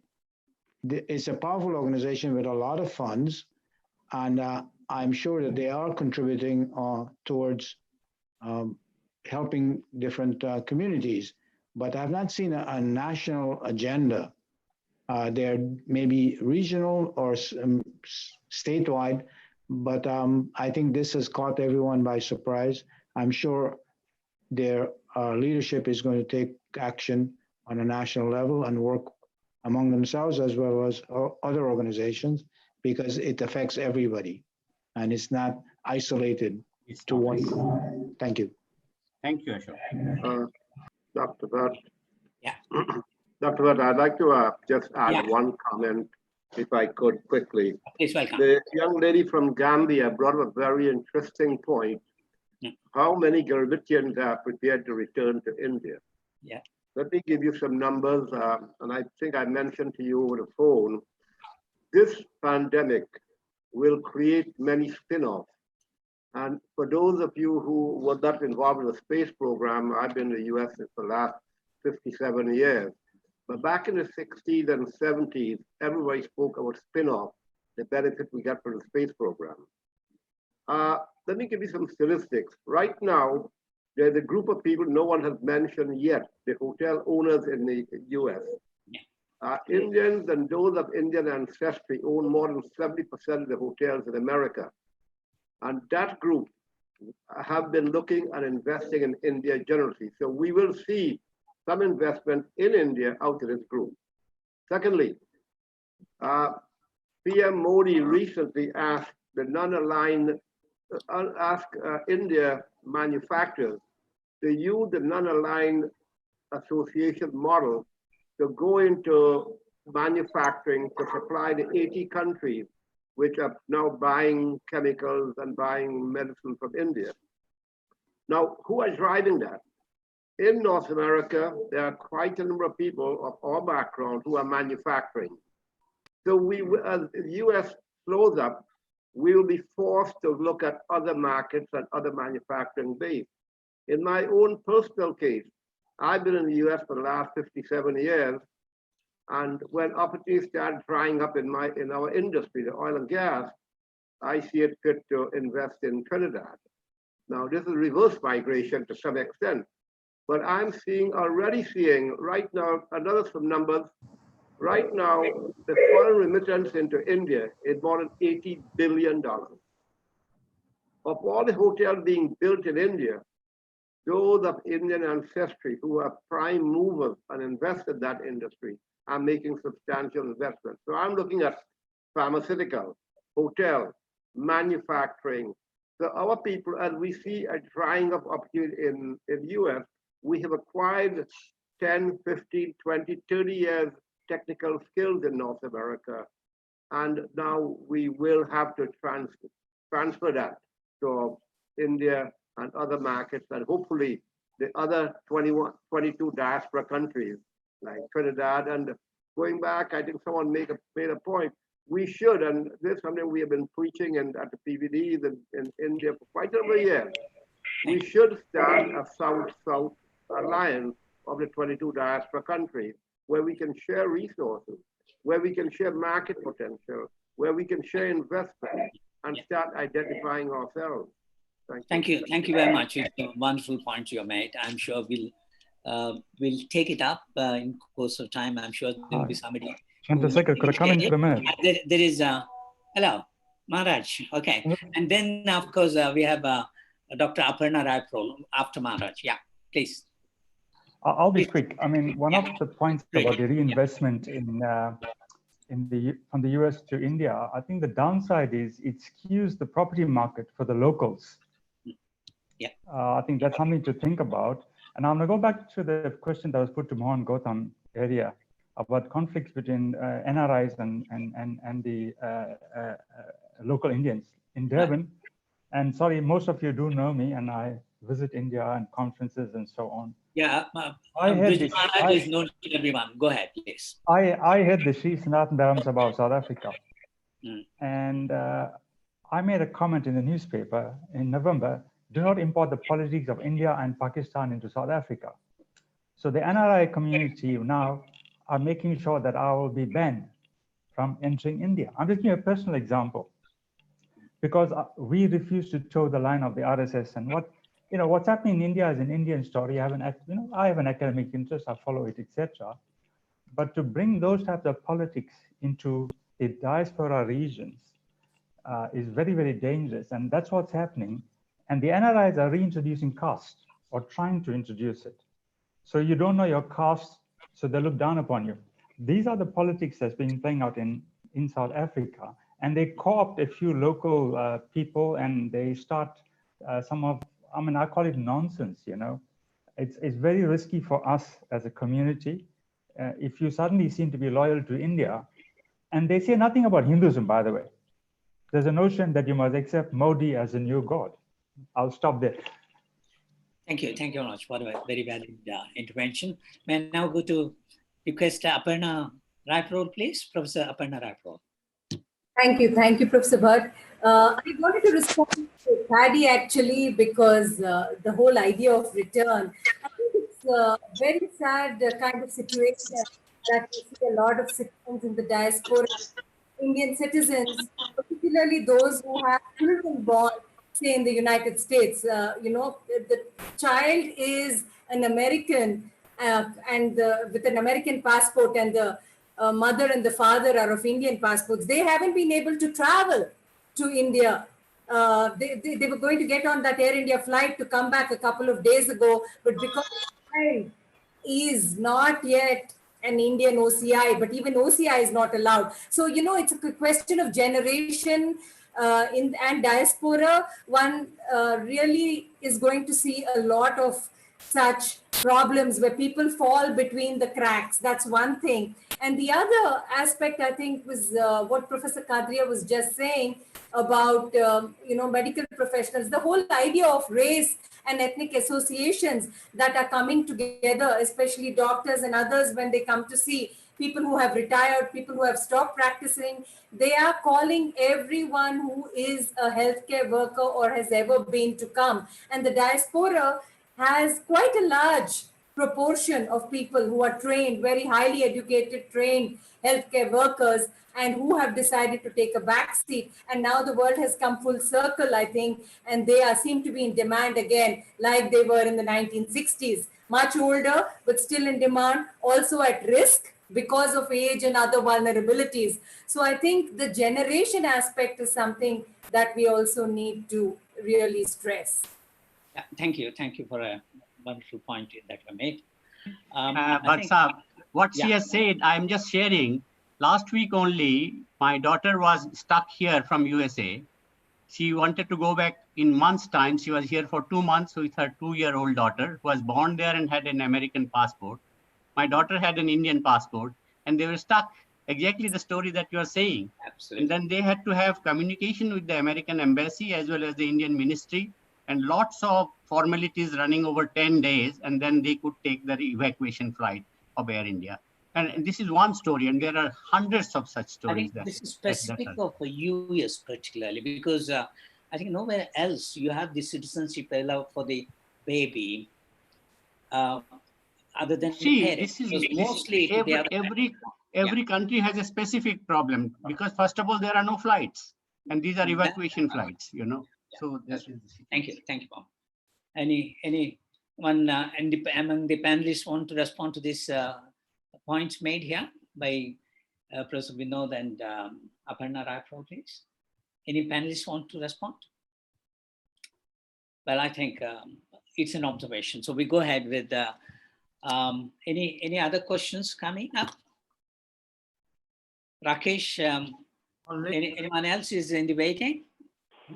No? Hello, sir. Yes. Sir, I am Dr. Om Prakash Manji. Okay. I have a small question. During this discussion, medical insurance, what is going on? I have a question. Medical insurance, how can be implemented in India for internal migrants? I think then this panel is not possibly in a position to answer your question. This is about people who are outside India, people of Indian origin outside India. Thank you. Hello. I think, hello. yeah. Hello. Yeah. Hello. Yeah. Hello. Hello. Yes, you go ahead, please. Thank you, sir. My question is to, thank you, sir. Thank you all the panelists for sharing your thoughts. And my question is to, I think, particular to Professor Vinod Khadaria. He has enlightened so much about this prospect and challenges of the Indian returnees. Actually, how we can see as a window of opportunities in case of India, because so many of Indians are coming back from the particularly the developed countries. Their brain drain is coming back. As a how can we potentially use for a short period of time until or unless this crisis will not solve. First question is that, because immediate effect and this short-term effect and long-term effect, how can we make a possible way or as a window of opportunity like Taiwan did, and Chinese already did this. And second important question is like Professor Mohankit Gautam. Sir, you have emphasized in the context of this Indian diaspora in Netherlands. So my nature of inquiry is that to you, so what kind of challenges we are looking in the case of new arrival Indian economic workforce in the Netherlands during this COVID crisis? Because we have a long history of Indian diaspora in Netherlands, but those who are the new arrivals, like those who have spent nearly 5 years or 10 years, what kind of challenges they are facing, and particularly in the case of undocumented illegal migrants. So just these are the two nature of inquiry I have. Please. Thank you. Professor Mohan, you may respond to his second question first. So can I take a question with you? Hello, yeah, I'll get back to you. Hello, Mohan Gautam, please. Yeah. Have I to reply? Yeah, if you have some. No, you know, those people who have come outside for the last decade, let's put it in this way, their mental way of looking at Netherlands Indians is different. Most of them who have come there, they have come in a different way. They have been somewhere exploited by the agents to come over here. The money was taken. And these people always try to contact first the Hindustanis, because Hindustani listen to them. Whereas the NRI, the so-called, you know, long have been staying here, they have no interest. They say these people are useless for us. But the Suriname Hindustanis do give, well, they are Indians. If we can do something, they would do something. So I think this is a two different mental setup about the newcomers or who are coming. Well, for the last 1.5 years, not so many people are coming. Okay, thank you. Thank you, Mohan. Dr. Neelu Khosla is... Sir, Professor Sir Vinod Chadariya, sir. I want to listen the my inquiry, Professor Vinod Chadariya, sir. Well, I thought we'll only address to the panelists because there are lots of people who are asking questions about the panelists. Maybe we'll continue with that. Yeah, Neelu Khosla. Can I, good evening or good morning or a good day to each one of you. Sir, I have just joined recently and I'm benefiting out of this. So there's one question, like I'm from Mumbai, India. But I would like you to note that when you talk of this Indian diaspora, why can't we look at like this, that people who are migrating from Mumbai back, the communities like people from UP, people, but see Gujarat, you will never find big migrations. Get it? In the same way, you will not find from Punjab. So if you see these people in US also, the countries which are developed, there you find them settled more and they would not like to come. Recently, some minutes back, you were saying that Indians would like to go back to US. We have got our children staying there. Their kids are American, but the daughter-in-law and son would not like to come to India because they find that diaspora there with no identity are more happy there. That is one part. And second, sir, in India also we find this diaspora migrating from place to place, but community feeling is there. So what would we like to visualize it if we see the external and internal factors? It is an open question. Anybody can. I'm just asking any of the panelists would like to respond to your question. Otherwise, I'll just observe one or two points. You see, my experience and reading is that at about 3-4 years ago, there was a lot of reverse migration from the United States and some from Canada as well that returned back to India. I believe in the COVID circumstances, because of limited opportunities, far less now than 3-4 years ago in India, I don't see much reverse migration back to India. I believe people are going to stay sheltered. The Indian diaspora is going to stay sheltered in these developed countries. Opportunities here will still be far much more than they would be in India. As Professor Vinod Khosla mentioned earlier, there's this divided, not loyalty, but you have people whose parents hold an international passport and the children have US or Canada passport. So what do they do? The Indian government needs to address this issue. It's idiotic. It's common sense that if someone has a child, and you cannot deny arrival of the child in India if the parents are returning back to India. Now, I also wish to make a separate point now, Professor Filomena. I happened to visit Italy from one end to the other end, and I did see a lot of immigrants, many illegal, not only from Bangladesh, but from Sri Lanka as well. In fact, I came across more Sri Lankans than anyone else in India, in Italy. They're more in central and north Italy as opposed to south Italy. That was my experience of traveling from one end to the other. Because there is more industry in the north. Yeah. Yeah, and they come mostly to the north, but now it's beginning new arrivals also in the south. In the area, I investigated in the area of Campania region, which is a bit, it's like 200 kilometers far from Rome, the capital. Okay. So, and it is beginning here now, because before there were Chinese textile workers, but the Chinese community now is becoming richer and richer. So they are going to open shops and to make business, import-export business. And so now the textile hand workers are coming from India, from Bangladesh, or these Muslim communities. And so there are some cultural conflicts at the moment. Yeah. So my experience with them is that they were in the health field. Many of them were in the health field doing domestic work because of the aging Italian population. I believe that these workers in the textile. in No, textile, they are hand workers. They work very, very hard. Yes, I believe they're going to stay in place. I don't think they're going to return home. I don't think you're going to have this reverse migration home. I just don't see it happening because of limited opportunities. Of course, if people are unemployed over a long period of time, what would they do then returning to what they're accustomed to back home, hoping that family members, parents can provide for them. But other than that, I'm not seeing anybody returning home. And the same case here in the United States, a lot of people would lose their jobs. A lot of illegal immigrants in the tens of thousands, if not hundreds of thousands. I don't see them returning back to Trinidad or Guyana, to which they have been isolated for many, many years, and opportunities are not there either. Thank you, Vishnu. I think I have a communication from the organizers that we have been sitting here for more than 2 hours, and not to test the patience of the participants. We had a huge participation from various sources. Maybe 1 or 2 questions already listed here. If Professor Kamala Ganesh is still around, you may ask the question, because she has been waiting earlier, if she's anywhere connected.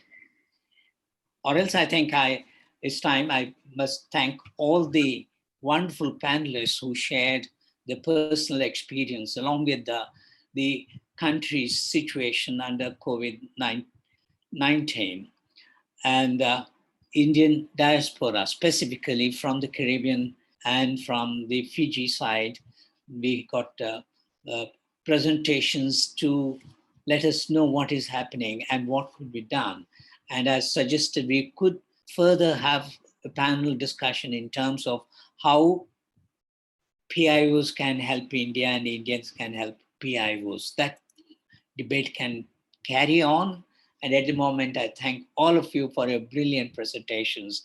And I thank the organizers for your patience to continue till this point. And may now request one of the organizers to make a vote of thanks, please. Abhishek. Thank you very much. Thank you very much, sir. It is indeed a privilege for me to convey vote of thanks. Actually, it has been a wonderful event, and I would like to extend my heartfelt gratitude to all the speakers for their very thought-provoking and interesting viewpoints, and that too from various domains. First of all, I would like to thank our moderator, Professor Chandrasekhar Bhatt, for his excellent moderation in a very time-bound manner. And then I would also like to share my heartfelt thanks to all the distinguished panelists, starting from Professor Mohan Kant Gautam, Dr. Arnold Thomas, Mr. Dev Gosain, Dr. Satish Rai, Professor Vishnu Visram, and Mr. Mehan Poinu Swami. Thank you so much, sirs, for your precious time. Then I would also like to show my heartfelt gratitude to all the participants, that too from all over the globe. You have been a wonderful audience. Without you, this webinar would not have been successful. And at last, I would like to convey my thanks and gratitude to the GRFD team, including Dr. M. Mahalingam, Dr. Sadanand Sahu, Dr. Nandini Sen, Nitesh Narnolia for writing report, Dr. Rakesh Ranjan, and Dr. Firoz Khan. And one more information I would like to convey to all of you, that please join us on 17th May, because we are going to have another panel discussion on the theme migration, gender, and COVID-19, socio-economic and policy perspectives. Thank you so much for sparing your precious time. And It is on May you again. 17th. Thank you so May much. 17th, right? Yeah, May 17th. Thank you. Thank you very much. Thank you, everybody. Thank you. Thank you, Mohan. Thank you, Dev. Thank you, Mahan. Bye. Bye-bye. Bye. Bye-bye. Oh, yeah. I left my email address. Bye-bye, everyone. Sorry, I Thank couldn't make a video. My line is Thank going. you, Arnold. Thank you. I listened. Excellent, excellent.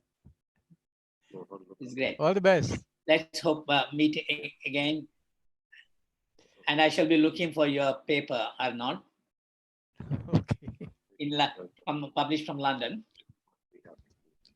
Take the floor to different. Yeah. Like before we go to the Huh? Yeah. Sorry? Yeah. No. For him from. Haji, Dr. Saab. Yeah. So wonderful seeing you. You look very brilliant with this attire, lovely. Yeah. And it was so good to see Professor Binod, who I understand has retired from JNU. Yeah. The one who has been most affected from COVID is Vishnu, who is a transnational species. Listen, while we're here, I think who never stays at home for more than a week. He's found. While we're here, Professor Gautam, Professor Mohan Gautam made a very valid point about the Indian missions. In Holland, for example, he pointed out that there is this limited interaction between between India and the diaspora there, especially the Hindustanis, the Surinamese. The same is also true. Ashok, bye.